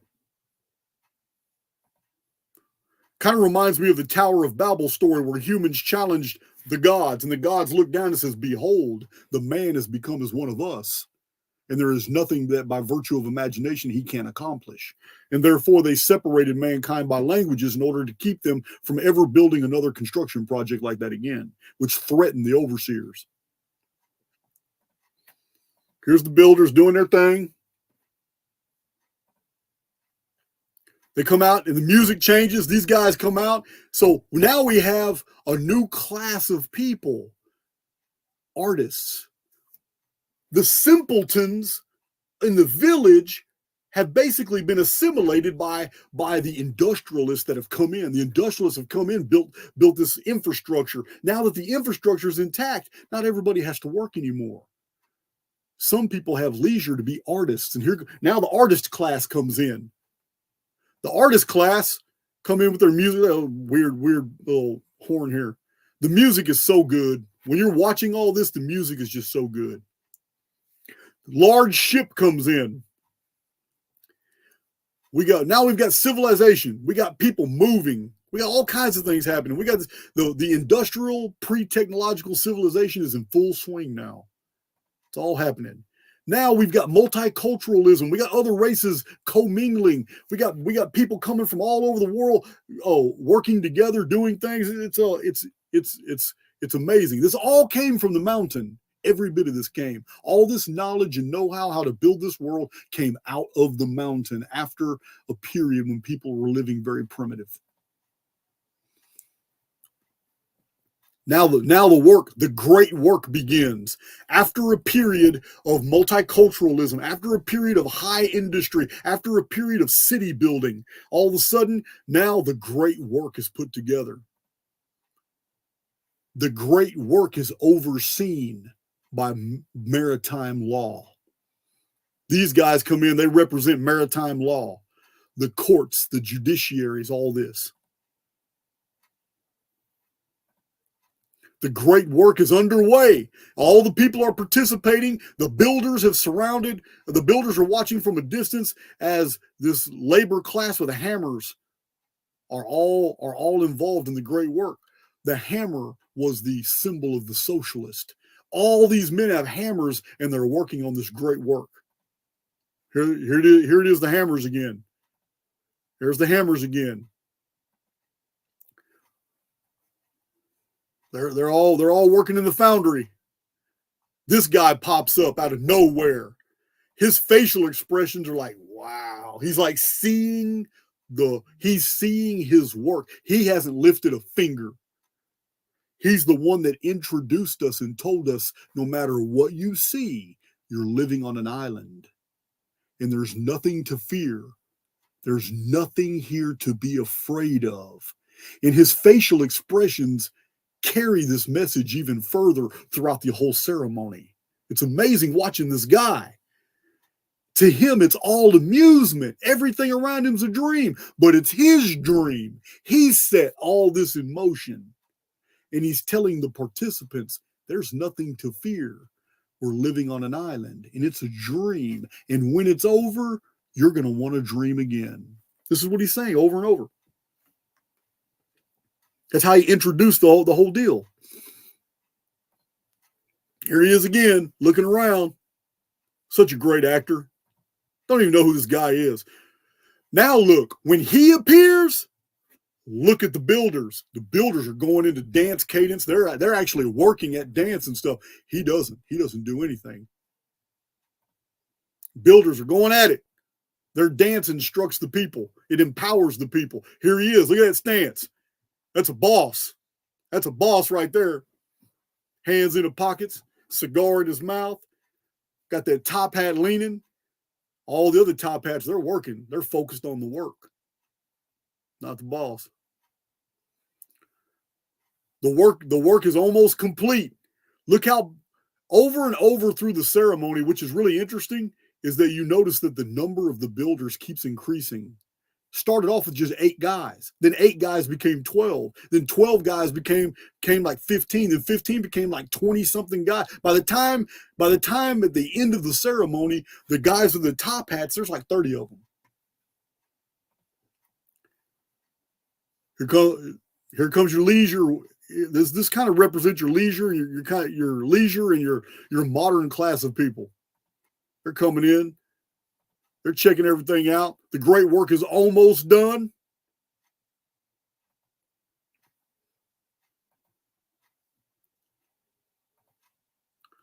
Toward the end of the great work, the builders go into a frantic dance, which is lending power to what the people are putting together. Here it is. They're going in their frantic dance. And toward the end, here you got this dude right here. He's supervisor.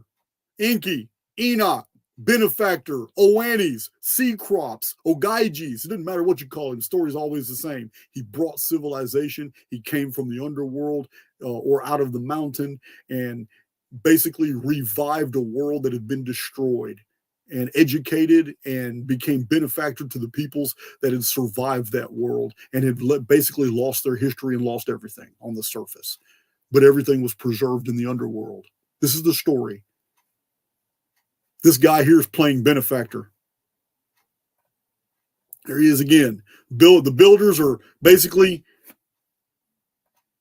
going toward the great work. Now look, all the people on this mountain, yeah, these are the occupants not of our world, but of the underworld. They have come up to the surface to see the great work. Here's the great work. The drum solos are so badass. You've got to listen. You got to go watch this video as the great work gets put together. Here's the golden rings. He's watching with anticipation, but he doesn't have worry like the builders. The builders like, man, okay. But he is just watching like, man, I did it. I've done this. Here it is. He's watching it all. His facial expressions are different than the builders. Here it is again. He's looking up as the great work gets put together. There he is. Don't miss him. He's right there. There's the great work. These 5 gigantic rings. One of them's being made right there. The rings are coming together. They're flying through the air. The drum cadence is so awesome. The people have all come together. All the simplers, the villagers, the people, different races, different cultures. Everybody here is standing in honor of the commission of the great work. The great work comes together. The 5, when it's forged, the narrator says, what was struck at the foundry was of the highest quality. Guys, this ceremony is not about the 5 rings of the Olympics, coming together. The entire intro, that's the intro ceremony to the games. But it's just one piece of it. We have several other pieces to look at. Well, about 4 more pieces. These 5 rings by the Olympic Commission, they have published that the rings represent Europe, Africa, North America, South America, Asia, Australia. The 5 rings are the 5 inhabited continents.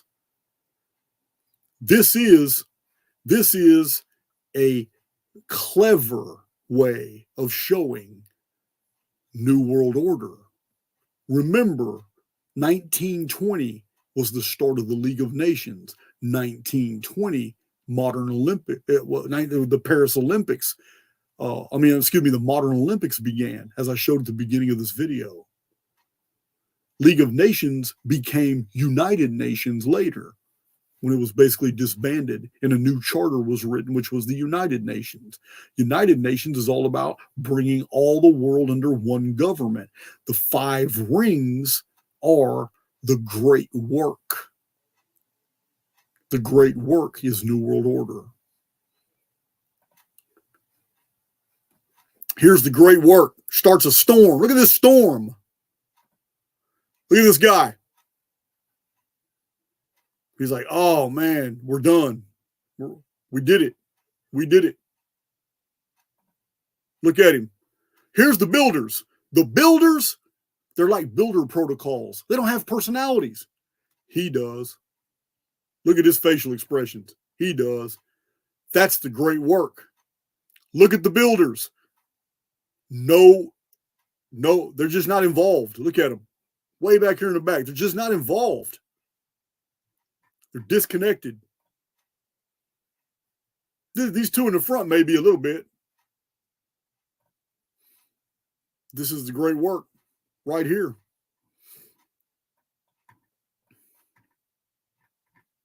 There's always bringing humanity together is a holy endeavor. this is what a benefactor would want to do. But there's an evil subtext here. How do we know this? How do we know that New World Order also has a very evil connotation in this context? That's easy to see. At the very end of this ceremony, the narrator of the Olympics says specifically that all of this was inspired by the English poet John Milton, 17th century English poet, from his book, The Paradise Lost. What you just saw was the building of Pandemonium. Pandemonium in Paradise Lost is the capital city of hell. Can't make this stuff up. That was specifically stated at the end of that skit right there. So hell infers the participation of demons. And if that's true, then it's going to make sense of the next scene that we're going to see now.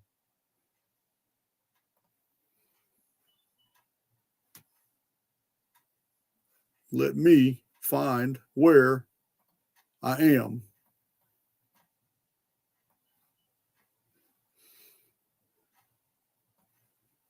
Let's see. All right, back in my chat.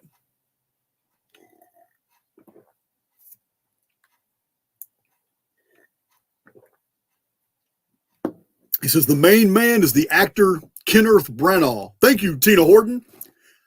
Yeah, the main dude, I'd really like to know who that is. I'd like to see some movies with him in it. He's a great actor. And so is the main builder, the main top hat guy that's with the group. Those two guys. Okay. Like I said, we're only halfway done with this video, guys. This is going to get super deep. Now we're going into the one that a lot of people were talking about, but I'm going to show you details people missed. I'm going to show you the details. It's crazy. This was the first scene of the Olympic ceremony. It goes straight into a really weird scene concerning the children and the hospital beds. But you've been misled. There's a lot of videos telling you how to interpret that scene. I'm going to tell you the wrong. There's a whole nother layer of interpretation here. And all it takes is a change of perspective, and you'll understand what's being conveyed. So let's get to it. Jonathan Weston, no. The benefactor is navigating souls through hell. Be not afeared, be not afeared. The benefactor, it's like choosing the lesser of two evils. We have to introduce a world with all the amenities, but in doing so, it introduces a lot of evil as well. From the very beginning, the Adam and Eve story was about good and evil. It wasn't about being good. It wasn't, and evil pre-existed any sin that was laid to the charge of Eve or Adam. It was always there. They always went in tandem. This is the aisle of good and evil. This is where it all happens. The benefactor will lead the righteous souls through all this pandemonium, all this hell. But for those who choose to stay in the island and want to live through this, they have the world will be a home to them as long as they want to abide here. This is why all the stories are so ambiguous. All our benefactors and heroes and all the mythological systems, they all had a dark side. They all had a dark side. Name a person in the Old Testament, just in the Old Testament. I'm not talking about in Odinism or in Greek mythology. Almost every single hero in every pantheon that was known as virtuous and very righteous and adored by the people had some dark element about their personality or history.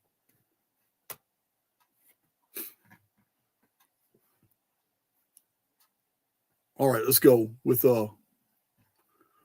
we gotta hit this next scene. Because remember, these are not to be taken as singular scenes. They're all promoting a narrative. I just gone through the first one, but the second one adds context. The third one adds more context. The whole ceremony itself is a beautifully hidden message. And once you know it, you can't unknow it. When you go watch the ceremony and listen to the music and hear the speeches, it'll all be there. It's incredible, guys. I know YouTube tonight's going to trip and they say, damn, there's a lot of people watching this damn Olympic ceremony all of a sudden. All right. Let's do it. Euthanasia. We love context. That's good shit. All right. So I need to share scene 2. And let me look at my Python file. Oh, yeah, it's going to get compelling here. You guys just don't know. All right. This is how it starts. Let me see if I get to the start. Oh, yeah, this is so good. So good. Look at that. All right. This is the infamous rollout of the nurses in the hospital, children in the hospital beds. And so far, I haven't heard or seen a single accurate interpretation of this scene. Yeah, that's a hell of a claim, because a lot of you are going, Jason, man, COVID happened. The vax happened. I'm not denying that. But there's a much deeper meaning being conveyed here. It does concern that as well. Here we go. So the ritual begins with listen, it is announced that this scene begins with actual, real, licensed nurses and staff members of the National Health Service playing the role of dancers and actors. This is a ritual involving real people in the medical profession who have taken their time to learn this skit.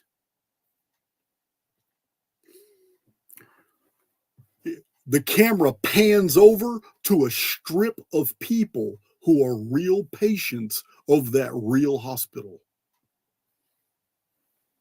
They are patients of the Gosh Hospital. So the aerial view of the stadium, many people have noticed this, and they're probably right, but the pyrotechnic lighting effects of the stadium, they say looks like a digital version of the coronavirus. I'm going to show pictures of it, but they may be right. They may be right. Let me show you something here. Some things you missed. Here are the nurses bringing out the beds. I got several pictures of them. Some of them male nurses bringing out the beds. It almost looks fake, but it's so clear in some of these pictures. That's what they're doing. Highly choreographed. There's got to be 100 beds out there. Start turning on the lights. The lights turn on some beds, not all the beds. Here it is. They're rolling out. Here are real patients of the Gosh Hospital,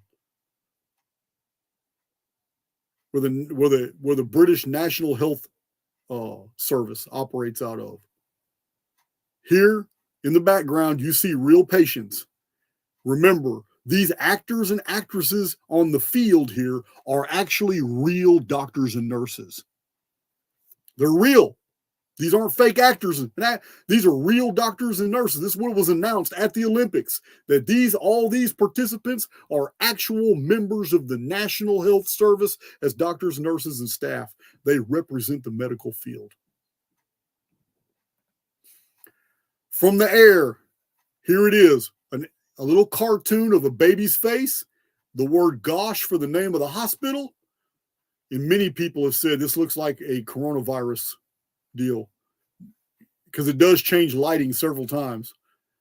Now we have a nurse, an adult, overseeing a child who has a book. We have a nurse reading fairy tales and nursery rhymes to a child. How do we know? Because the narrator said that.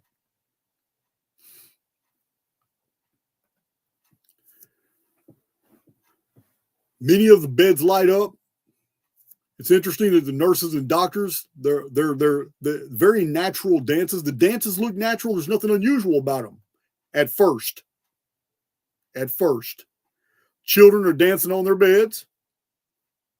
Some children stay under the sheets. Some children sit on their beds. Some of the children actually get attention by dancing on the beds as the nurses are dancing, but not all children dance.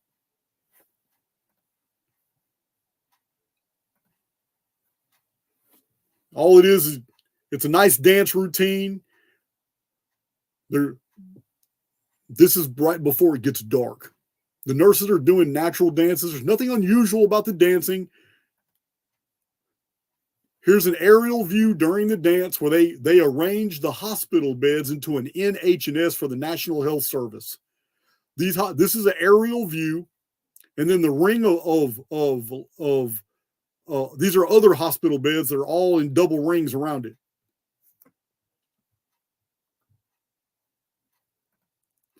All right, dance routine continues. Now all of a sudden, the dancing has worked. Listen to me. The dancing of real people in the medical field has accomplished what it was supposed to do. The dancing now put the population of children to sleep. But these children aren't who you think they are. This isn't about kids. This isn't about children. This is about innocence. This is about the human family coming up under a spell. Each child in each one of these beds represents the human condition, the human family. Represents adults who are blindsided, having no idea what's happening to them. Adults that don't even know what the medical establishment is doing to them. Childlike innocence. They don't know. They don't suspect. The children are put to sleep by mask-wearing nurses. The nurses are wearing masks now. Not all of them, but some of them do, especially in the background here under the lights. So we have doctors walking around observing, but there's nothing to look at because the people have been covered in their beds. They've been covered, put to sleep. And the doctors and nurses by the beds do these strange dances where they're basically telling people to be quiet, be quiet. Shh, they're shushing people. This is what you think you're supposed to see when you put a child to sleep. Everybody needs to be quiet so the child can go to sleep. That's not what's being done here. The dances are very ritualistic about being quiet and shh.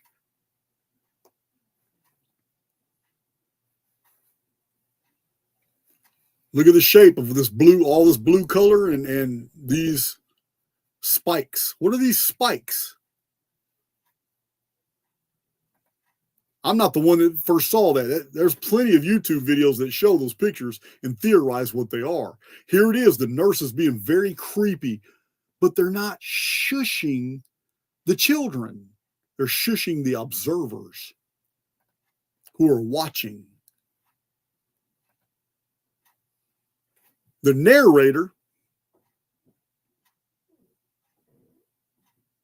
Let me back up. So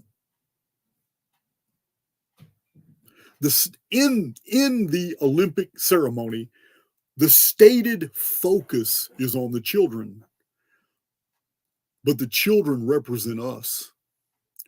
We are the children, the public, the human family subject to the dictates of the pharmaceutical and medical establishment. The dancers, all the dancers, why would the Olympic ceremony not use regular actors and actresses? Why did they need the participants of the National Health Service who represent the modern medical world? Why did they need them to do this role? I'm going to tell you why. Because they've actually cited the Hippocratic Oath. I swear by Apollo, the horse oath. It's the Hippocratic Oath. It adds to the power of the ritual. The nurses are seen in many pictures shaking their fingers at children who dance on the beds. They don't do that to children who are laying in the bed. But those who get up and dance on the beds try to do something with life. The nurses shake their fingers. No, no, no, no, no. Sit back down, lay back down, cover back up. The idea conveyed here is that the servants of Apollo, the medical field, will administer something that aids in putting those who awaken back to sleep. When this is conveyed, it shows this little girl open a book, and the narrator switches and says, but some would prefer a bedtime story. And then it shows this little girl with a flashlight, an object of illumination, looking at a book of fairy tales. Then J.K. Rowling's, whatever her name is, the creator of Harry Potter, is shown on the screen, and she reads from a book. She references the island of Neverland. Remember, this is important. Each scene leads into the next. They're not independent of each other. We just saw humans come from out of a mountain after a reset and repopulate the world and bring technology back to the surface.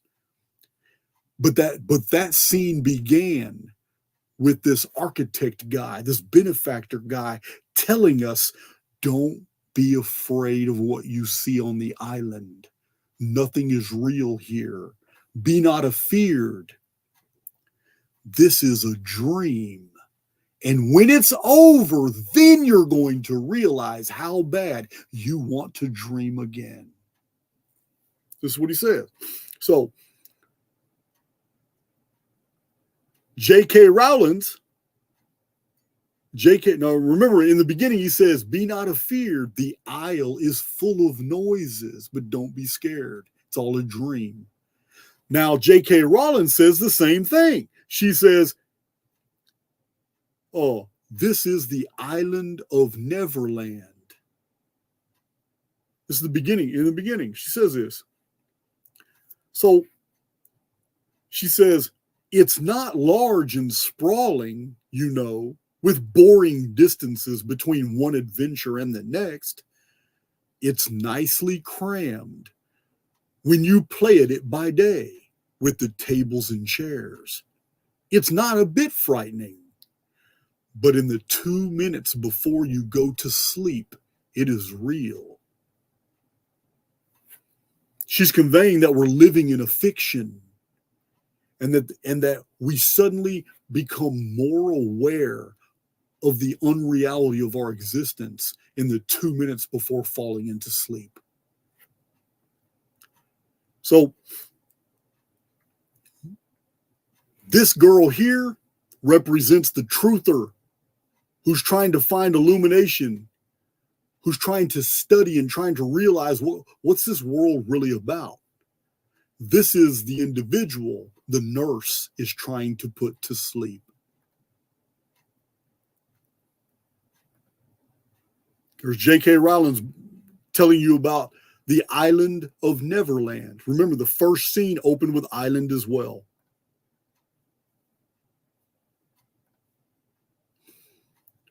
And then suddenly come out these, are they demons? We were just told that the construct is designed to bring forth pandemonium. Here's the demons. They're coming out. Look, they're coming. Look at this nurse. Look at her face. One of the very first pictures of a nurse when the demons come out. Where were the first pictures released when COVID was first announced? What part of the world did we see all that footage that started the scare? Look at this cage with a child catcher on the front. black horsemen coming forward. The cage. A cage is designed to contain. Here it is. It's coming out. That's a child catcher right there in the front, the big net. The demons go out. They start their dance.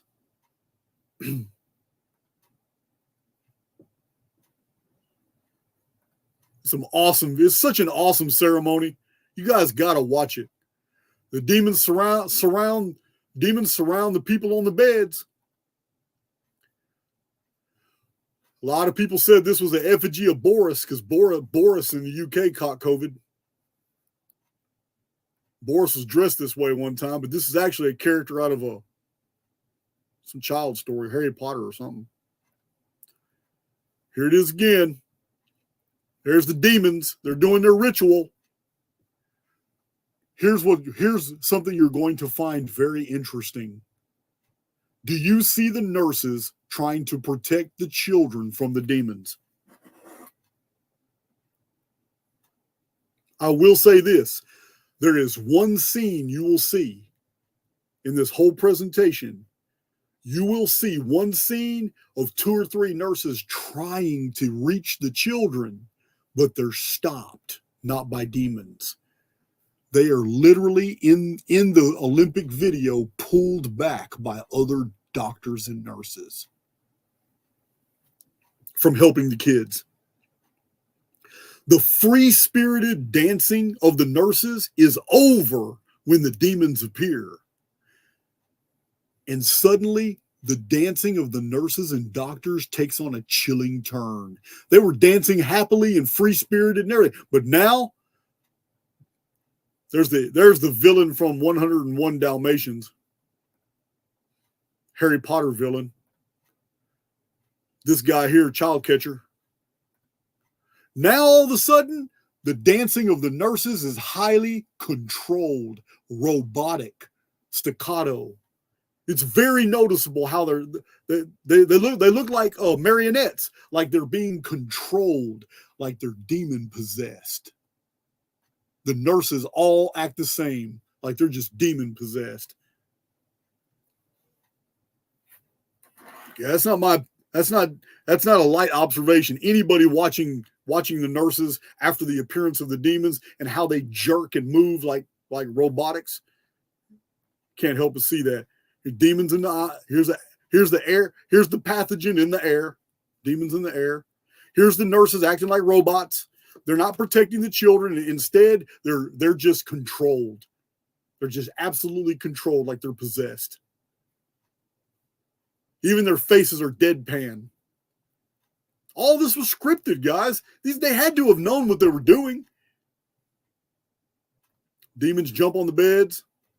Some children are come up missing. They're not on the beds anymore. They must have had trap doors or something where they dropped underneath the stage. Look at these nurses, zombified nurses.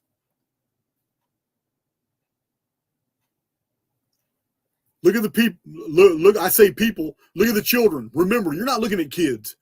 They only used children. This is the human family on hospital beds. Looking around like, what the hell's going on?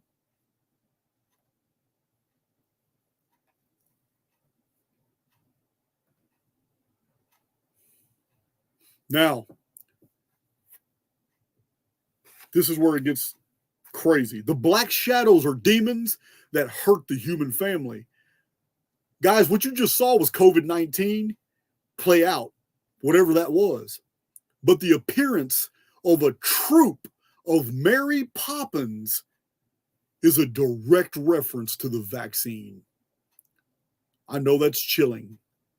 Many articles have been written about the connection to the song A Spoonful of Sugar being connected to the polio vaccine.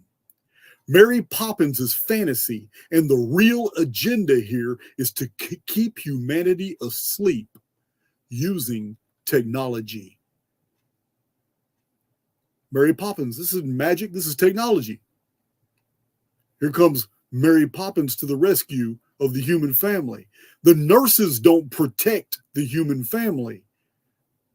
It's conveyed here. Mary Poppins does. She drives the demons away. That's you got a real Mary. She really looks like Mary Poppins there, or what Mary Poppins would look like. It's Mary Poppins, guys. How'd that happen? Let me show you how it happened. Let me show you how it happened.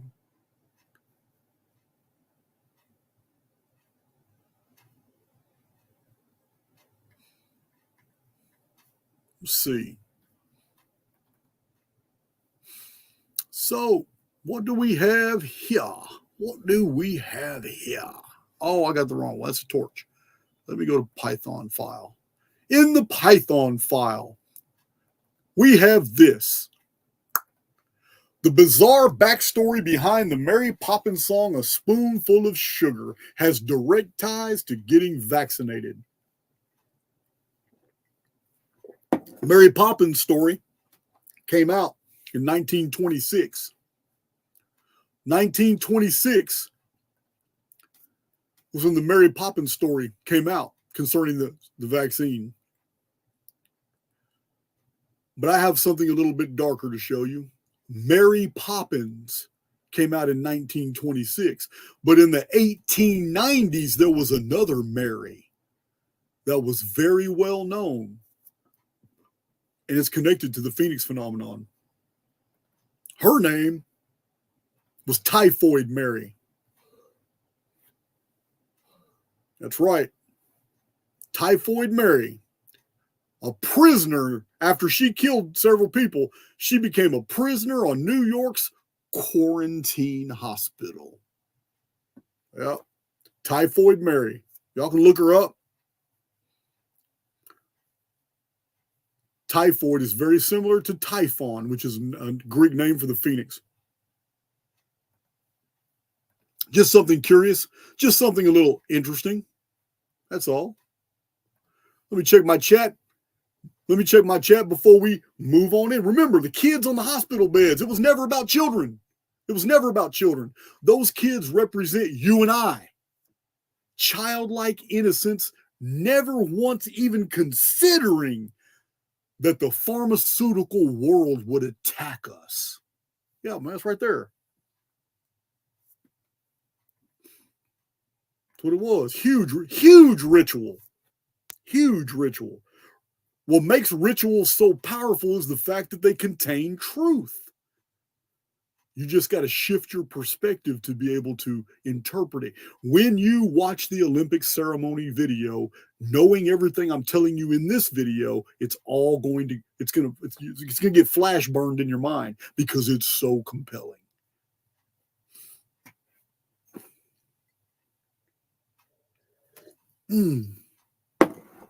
All right. Let's see here. Let's do it again. Let's get to the next ceremony. I've already shown you Act 1. After the post-reset repopulation of the world and the building of the infrastructure. Scene 1. Scene 2. Scene 2 was the attack of Apollo Pharmakia on the human family. These were the sacrificial victims needed for the larger ritual of releasing Apollyon from his prison. All right. Now we move into scene 3. Oh my God, what are we going to see now? Let's check it out. Scene 3 is a carryover from scene 1. Scene 3 is about two things that changed the entire world, and it's conveyed in the ritual that it was intended to be that way.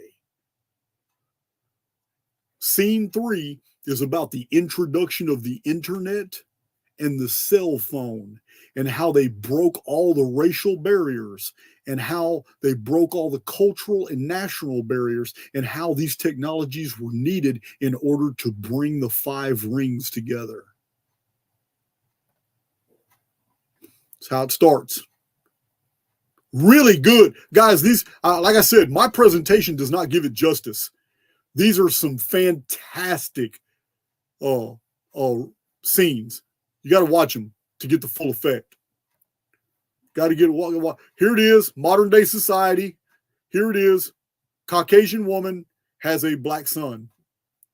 This is the theme of almost the whole thing. Here it is, her father, an old white dude's watching TV, and he sees weather news with Michael Fish.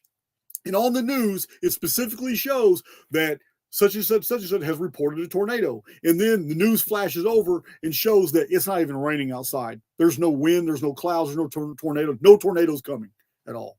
But it's just basically showing you how BS the news is. Now, we have a cloud burst of rain over a house. This house is very unique. This house is your home. And this home takes on many forms in this ritual. She didn't even know she left him outside because he's busy on his phone and she's inside taking care of all kinds of things. He's watching TV, and it shows over and over that the world has become very separated as well and impersonal. People are communicating through chats. People are communicating on computer.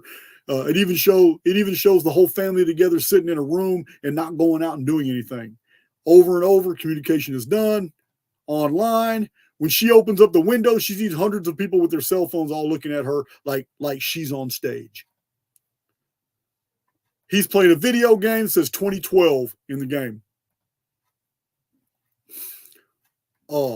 This is just a bunch of dance routines. I'm about to show you a bunch of dance routines and these weird ass things dancing around. But I don't know if they have something to do with medical or what. These are weird deals. I don't know. This dude's creepy as hell to me. I know he's a famous actor in England and all that, but I've never liked his facial expressions at all. But yeah, over and over, this is what it's showing, the takeover of the internet and cell phones, and you see scenes like this. One of the subject matters of my channels, guys, is explaining to you reality tunnels and how reality tunnels are holographic programming that our personalities living in these avatars are subject to, and that whole immense populations of people are traveling down reality tunnels they don't even realize they're carefully constructed for them to live in. And that the truly awakened, spiritual, highly individualized soul, the truther, is the one that steps out of a reality tunnel and finds more things about this world. Yeah.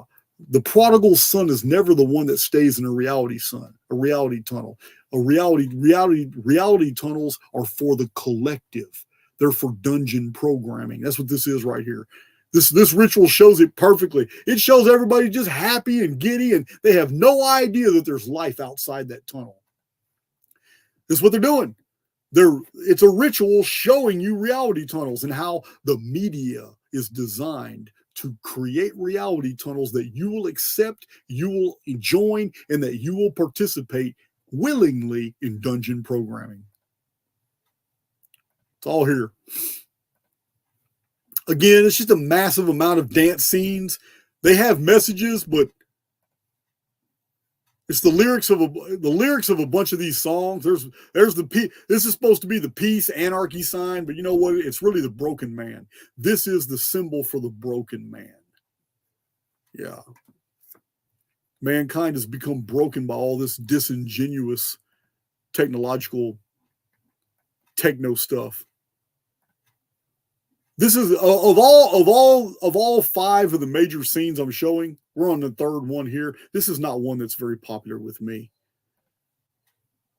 Shows them in costumes, also shows them wearing masks. It's pretty interesting stuff, but this is really interesting here. It's just not. It was a real simple message, this one, but it ends with a banger. It does end with a banger. So. The cell phones contributed, to the making of humans inactive in a digital reality where their minds could be more easily managed. A lot of people today are not living in the real world. They're living in the digital universe. And this is why the rumor mills, this is why the fads and all that, all the things that are trending, these are designed to ensnare you. Real truths aren't really made popular. Look at me, Archaix. Got some compelling data sets. I got amazing material, 740 videos on YouTube, another 150 on Archaix TV, and I've never, ever had a single video go viral. It's because the truth isn't promoted. It's all the fantasy and the falsehoods that are promoted. And like my shirt says, you know what? I'm cool with that. I'm cool with that.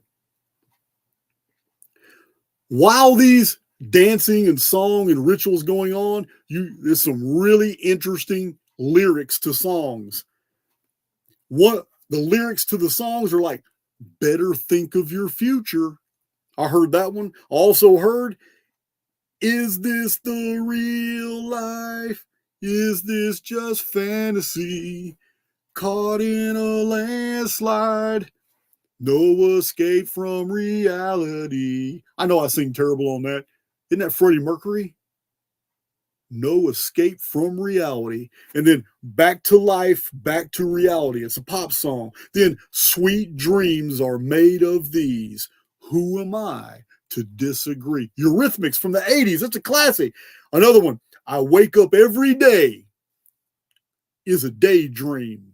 That's what he said. Oh, it's a rapper. It's a black rapper from the UK. He says, I wake up every day in a daydream. Every minute of my life ain't what it seems. I wake up just to go back to sleep.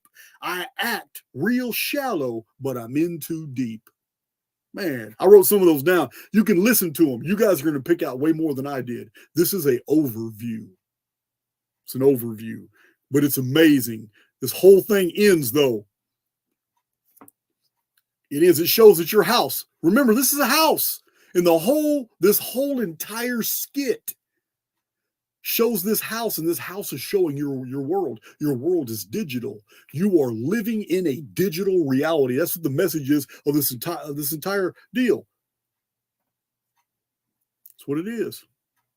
Look at that party, my house now. They even put the code in there so for you to understand what they're really talking about.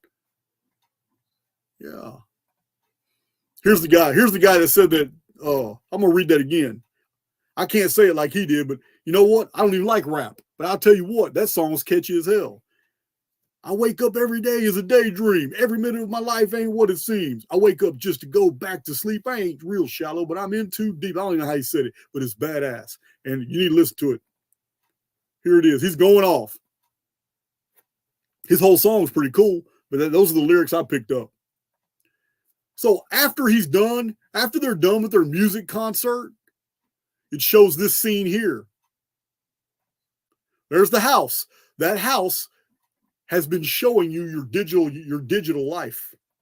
There's your house, digital life. Now the house is raised off of the ground, floats up in the air to reveal this dude sitting at a desk with a computer.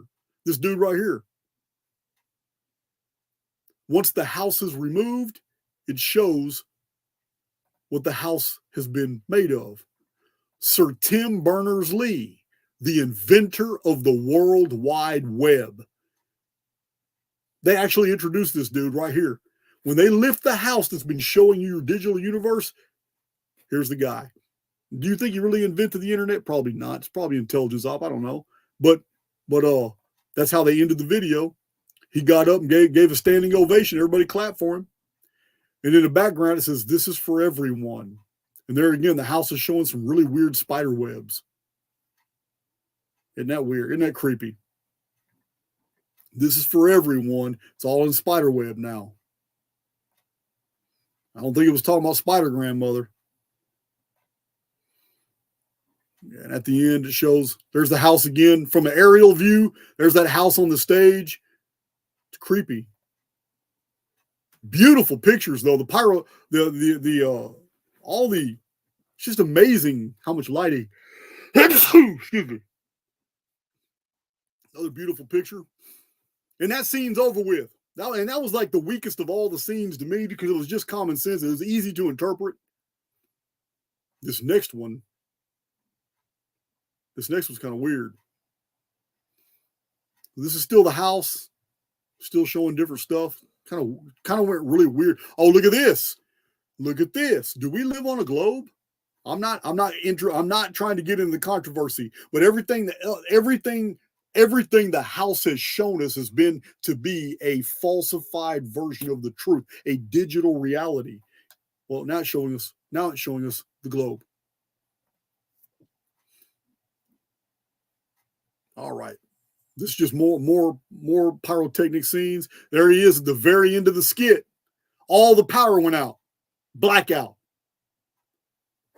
All the power went out in the stadium. Total blackout. The guy who invented the internet and spent all this time on the computer is now sitting looking at a blank screen. And in the world around him has vanished. 2 years ago, I did a video explaining probably what's going to happen when we have a systemic infrastructure collapse and people all around the world realize now that they're no longer connected to other people. People are going to realize very fast.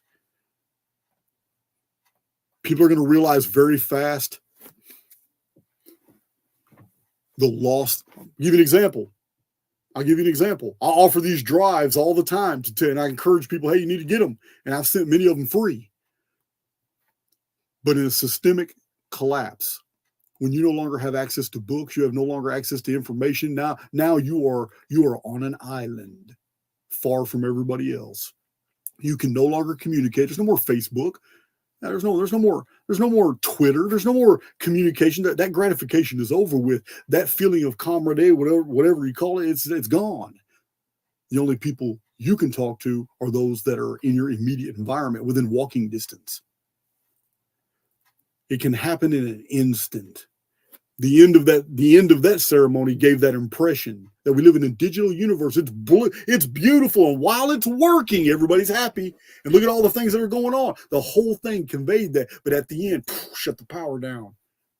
Now look, abject loneliness. In my video, I explained when that happens, there will probably be more suicides than any other time in the history of the world. All right, we're not done. Not done.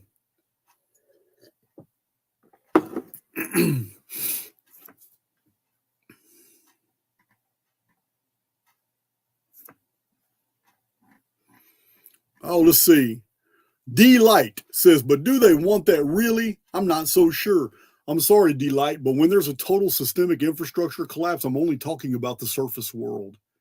The elite will always have their underground facilities fully stocked, fully provisioned, generators, alternate sources of power. Yeah, they don't apply. I've got many videos talking about that. I'm talking about the surface world. Now, we have to go on to the next part. Let's see, that was scene 3. We got scene 4 and scene 5, and we're done. So let's get to scene 4. It's a rather short scene.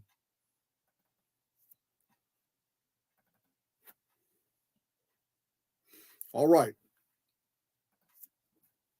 This is how it starts. Beautiful. So beautiful. Looking at that. Uh-oh. What's going on here? This is how it starts. All right. Scene 1. Post-reset surface world civilization. All they have is traditions, nursery rhymes, stuff like that. No infrastructure, not to think of. Manual labor, living off the gardens and agriculture. And their culture is interrupted by technology, but the technology comes from underground, out of a mountain, by a people who already know how to build everything and do all kinds of things. And they come up and they do that. Scene 1. Scene 2. Pharmaceutical companies attack on the human race. Scene 3. How the internet and the cell phone altered the dynamic of civilization completely. And that how the civilization now relies on these things. And if those sources are removed, what it's probably going to cause. It's inferred.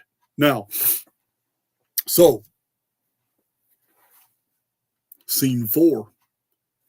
What does this look like? It looks like the sun to me, but it's not an ordinary sun, as you're going to see in these pictures. Because these all these obscure dancers, when the lighting comes on, it's a red world. It's not like other worlds that are presented in these ceremonies. This world is red. This world's not only red, but it's dusty. It's red dust. Night of the Comet, anyone? What's the Mars invasion from Mars? Tom Cruise with a red aliens vessel spit the red. Look at this. If you think I'm exaggerating about the red dust, look what the dancers do. You can't make this stuff up. Red dust has hidden the sun. If you're new to my channel, you need to know I have over 100 videos concerning the Phoenix phenomenon and how red dust particulates block out the sun and the moon and create all kinds of phenomena on Earth. Here it is. Oh, look at this. What's going on here? Pay attention. Pay attention. This is a real short skit. Pay attention. Oh my God, coming out of this world. Coming out of a world that has been filled with the red dust, coming out of the world of the sun darkening is a child. Again, you need to remove the idea that this concerns a child. There he is. He's running. He's running. He's escaping something. I'm telling you now that the interpretation of the Apollo pharmakia, of the nurses, doctors attacking the human family, in the symbol of children on hospital beds, those were us. They're just ordinary people attacked by Apollo pharmakia. They're ordinary people. Therefore, by extension, this little boy does not represent children in this ritual. He represents whoever came up out of this Phoenix event.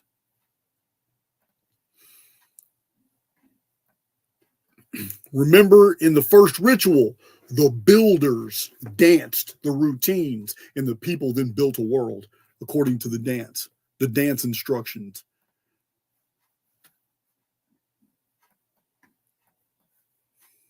Coming out of the Phoenix phenomenon reset. Here's these dancers. Like I said, this is a shorter routine. Coming out of the Phoenix phenomenon reset. Now they get more organized. They're not all disjointed now. They're highly organized. Look at them. They're getting real organized. And she sings during this dance routine. There's the symbol of resets right there in the background. That's the bell, for whom the bell tolls. This is the ultimate reset symbol. She is singing a harrowing song. Some of the lyrics: change and decay, the world passes away, comforts cease, like beware, the change is coming, you can fly with me. It's a very sad song. It says that heaven is mourning. There's another lyric in the song, or a stanza in the song, or verse. It says, in life and death, O Lord, please abide with me. And through her song, all you see is a world of red dust. They keep throwing dust up, blocking the sun. So I'm telling you now that the child that you see, that you saw, are the human survivors of the Phoenix phenomenon who came up out of that time. You know this. Anybody who follows my channel, you know that is May 2040, the breaking of the sixth seal. In this new world, this guy emerges. In this new world, this guy emerges. And the builders of this new world, they all defer to him. It's just like the post-reset scenario of the first scene, where the guy in the top hat with the cigar was the one dictating everything, and the builders deferred to him, the other top hats. This guy here comes and approaches the child. He approaches surviving humanity.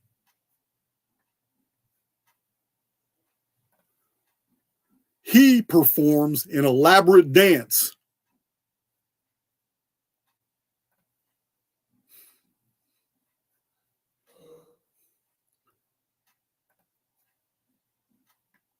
He takes something from the child's hand. It's not something real. It's like the child gives him something in the air, but they're not really giving him anything. It's like taking his trust, taking his soul. He's entrusted him with his soul. The builders are finished in the background, and now he goes into a highly ritualistic dance,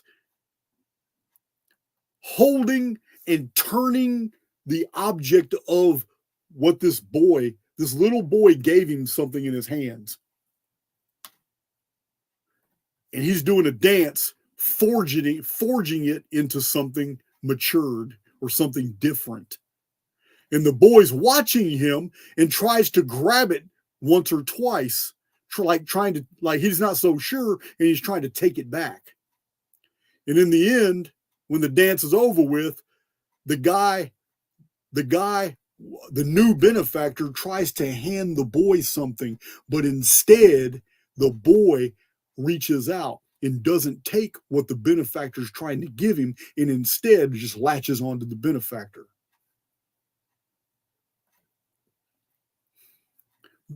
The boy, post-apocalyptic, post-Phoenix reset, is picked up, which is the symbol of being taken from the ground. And he is taken among the crowd of the builders. And at the end, the builders defer to the boy, who represents a whole new humanity post-reset.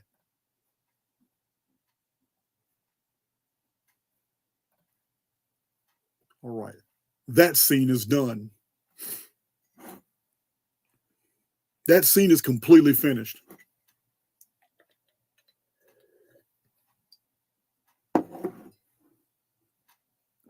Oh, the screen share wasn't on? Damn. Let's do it again. You know me, I'm going to do it again. I'm not going to, you guys ain't going to miss that. Can't believe it didn't have the screen share on. Should have never turned it off. All right. I was in my zone. I can go through it fast, though. You've already heard the descriptions. So I don't need to do all that again. So let me show you the pictures real quick so you can see what I'm talking about. You've already heard the story.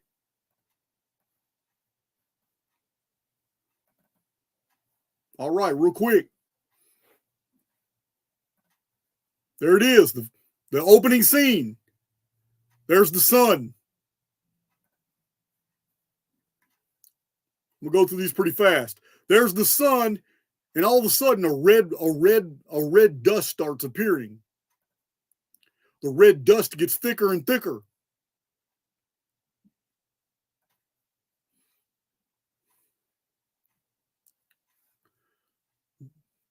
Red dust gets thicker and thicker. Then the red dust is everywhere. It blocks out the sun. Blocks out the sun again. During this cataclysm, there's a boy that runs out.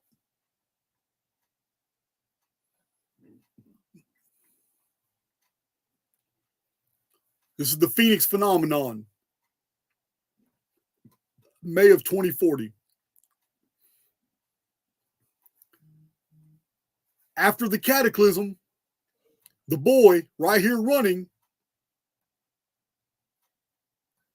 is escaping. This is post-reset humanity, just like the first scene. This isn't representing a little boy. It's representing a new human family, the survivors of a world that has been erased.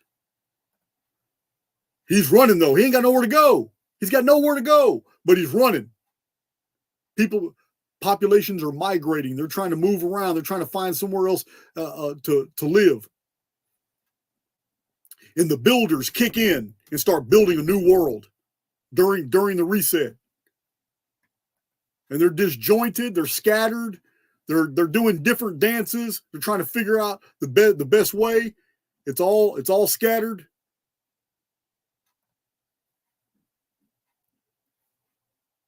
Toward the end of their labor, they come together. They've decided on a new world plan, and here it is. They're building a new world after the Phoenix phenomenon. The decision is made. It's done. They got their arms spread out like phoenix wings. She sings a harrowing song. I just told you about the song. A song about a world that's been destroyed. A song that the people are just asking God not to forget them. There it is. The world builders and then the world builders disperse into a ring and they observe this guy. This guy right here begins an elaborate dance in the ring. He has the attention of the boy.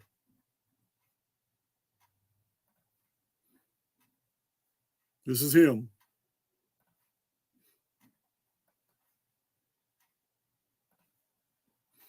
Remember, that's not a little boy. That is post-reset humanity after the Phoenix phenomenon. The sixth seal on the Olympiad system, the 144th year of the Olympics, modern Olympics. That young boy comes out of the Phoenix phenomenon. He entrusts this stranger with something important to him, and the stranger takes it and begins to build something with it. His dance routine is of somebody building something with what the boy had in his hand.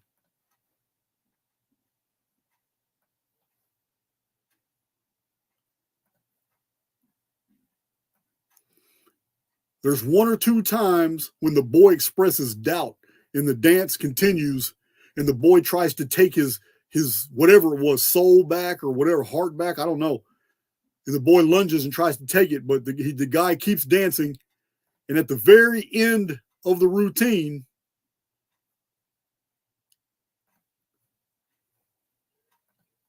he tries to hand the boy what it was, the finished product of what he forged. He tries to hand it back to the boy, but instead of taking it, the boy just latches on to the benefactor himself. And when that happens, the benefactor takes him from the world. That's the symbol of lifting him off his feet. He lifted him off his feet, and the boy became a part of a totally different family.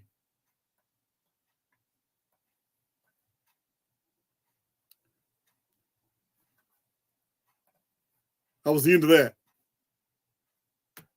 All right. So we have one left. We have one scene left of the opening rituals. Let me check my chat real quick. I know this has been a long video, but I told you it was going to be long.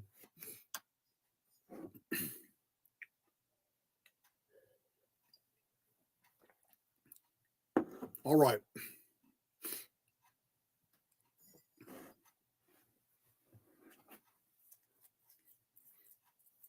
Okay. Now,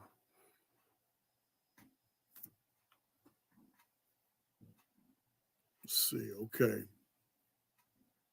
The Golden Child. Man, I ain't seen that movie in forever. Okay. Let's get to the final one. You guys saw those pictures, right? I was sharing my screen. I know you saw those pictures of the dance. I'm just looking at my chat. Somebody answer me. Okay, we saw. Thank you, Riyadh. All right, let's go to the final one.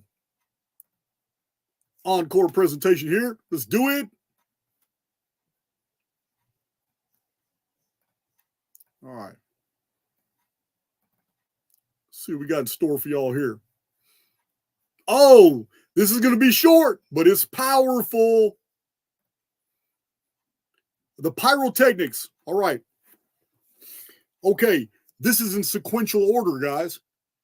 These scenes are in sequential order. You just saw in scene 3 the technologically advanced world of the internet and the cell phone and what it did to our society and how it's going to end in a total blackout. That's what that scene was about. It's going to end in a total blackout. It's all there. The total blackout is probably caused in May of 2040. It may happen a couple times before then, but the total systemic blackout, I have been publishing this since 2009 on the Phoenix Phenomenon, my first published book, When the Sun Darkens. I even said it in there. It will be a worldwide, I almost said global, a worldwide blackout. The Phoenix Phenomenon is going to take down the infrastructure. Now, that's what's in that scene. And then we have the Phoenix Phenomenon scene and showing a younger humanity surviving out of the ashes of the Phoenix. May of 2040, here's humanity. The boy comes out into a whole new world. This is really interesting because the final scene is going to reveal to us what that world's going to be like after 2040. And it's precisely what I've been telling you guys for 4 years right here on YouTube. I have cited every vapor canopy book by scientists that I have been able to find. I have a video that cites 4 of them, and I give you the information about the vapor canopy. All the references to vapor canopy that I have found in Native American traditions and different legends and myths around the world, on the Titanomachy, on the difference between titans and giants and normal humans, and why all that was possible, the Acambaro artifacts, the Ica Museum Library of Peru, all these artifacts that show the vapor canopy scenarios, the architecture, and the megafauna all come from the vapor canopy period. And here it is right here in the 2012 London Olympic ceremony. We have pyrotechnics that show a massive destruction. We have the world simulated here. And we have this huge destructive, it's like missiles. It's just like they're trying to simulate destruction. I took a bunch of screenshots, but there's smoke in there. I didn't get all the techniques down. There's a bunch of them in there. It's like, look at this. It's overkill, but it's all over the world that they built there. It doesn't go high in the sky. None of these go high in the sky when they're showing this part. It's like the destruction of the world. Look at this. So the Phoenix Phenomenon is like the collapse of the world. You have this, remember, this is what they're simulating. When the Phoenix Phenomenon happens in May of 2040, we are told in Revelation chapter 6 that the stars of heaven will fall. This is what they're showing. The sun goes black of sackcloth of hair. The moon turns red. The elite hide in the caves and the mountains and the rocks. And when people look up at the sky, it looks like the stars are falling. And there's a great earthquake that shakes the entire world. Here it is right here. The stars are falling. This is what they're showing. But this little display is only preparatory to what's about to happen inside this dome or this arena. These are just more pictures of the pyrotechnics.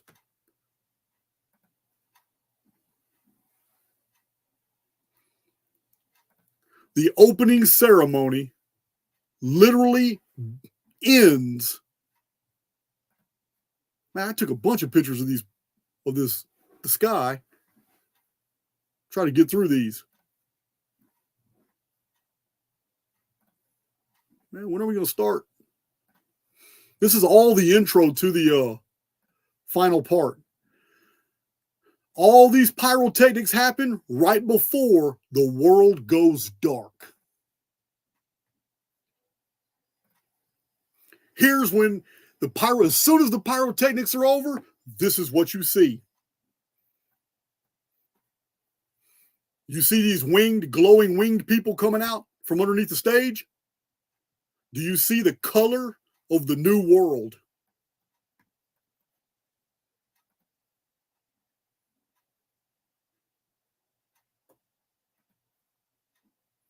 The color of the new world and who's emerging from it. Look at the color of the new world. People are represented as winged.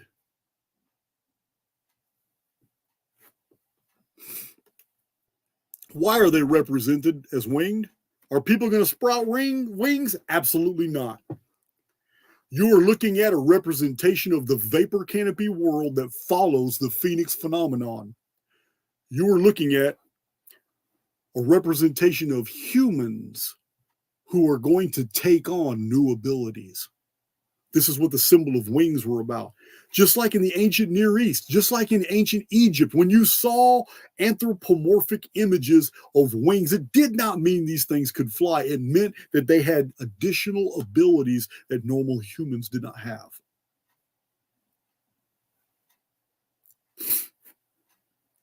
Here it is. This is a picture of the vapor canopy. And in this picture of the vapor canopy, you just can't miss the reset bell. It's right there at the top.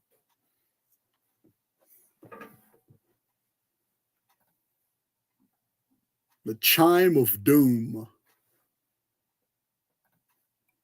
They're still coming out. Really awesome costumes they made. Here's the vapor canopy world. They set it up nice.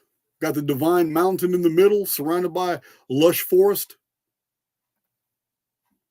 They did an awesome job.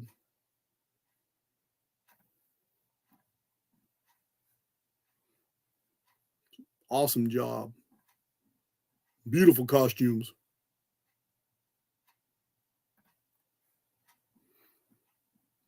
That's the vapor canopy world. Told you, the Phoenix phenomenon creates and collapses vapor canopies. When those vapor canopies are collapsed, we end up calling them great floods.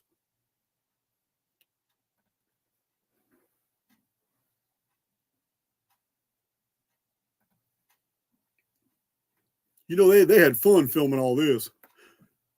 You guys have got to watch. You've got to experience this with new eyes. Take the things that I said in this video and go watch the original. And with the music and the narrator, everything's going to click. You're going to go, wow, this is absolutely amazing. The vapor canopy. Here's something really weird. This is the vapor canopy period. And in the middle of the vapor canopy period, we have the emergence of this person. What? I do believe that's Apollo. There he is again. How interesting that the reset bell is right below him. So crazy.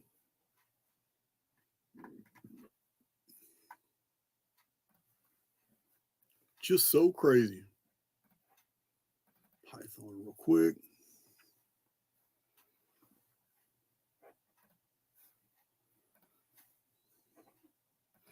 I got 3 cups of coffee in me.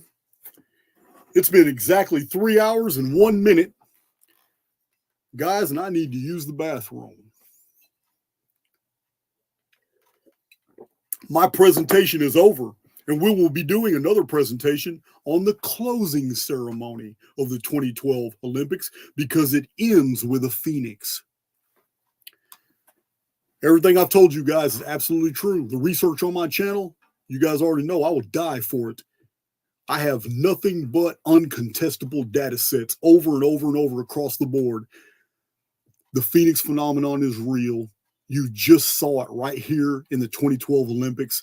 2012 was the activation. It is the revival of the ancient Pythian calendar, which honors Apollo. The first and second seal are about Apollo. The book of Revelation is about opening a portal to release Apollo. Everything I've been telling you makes sense. And what we're expecting right now is for all hell to break loose right here in 2024, to take peace from the earth. Another sacrifice to Apollo. That's my presentation, guys. That's my presentation, and I've got to use the bathroom. Anyway, love you.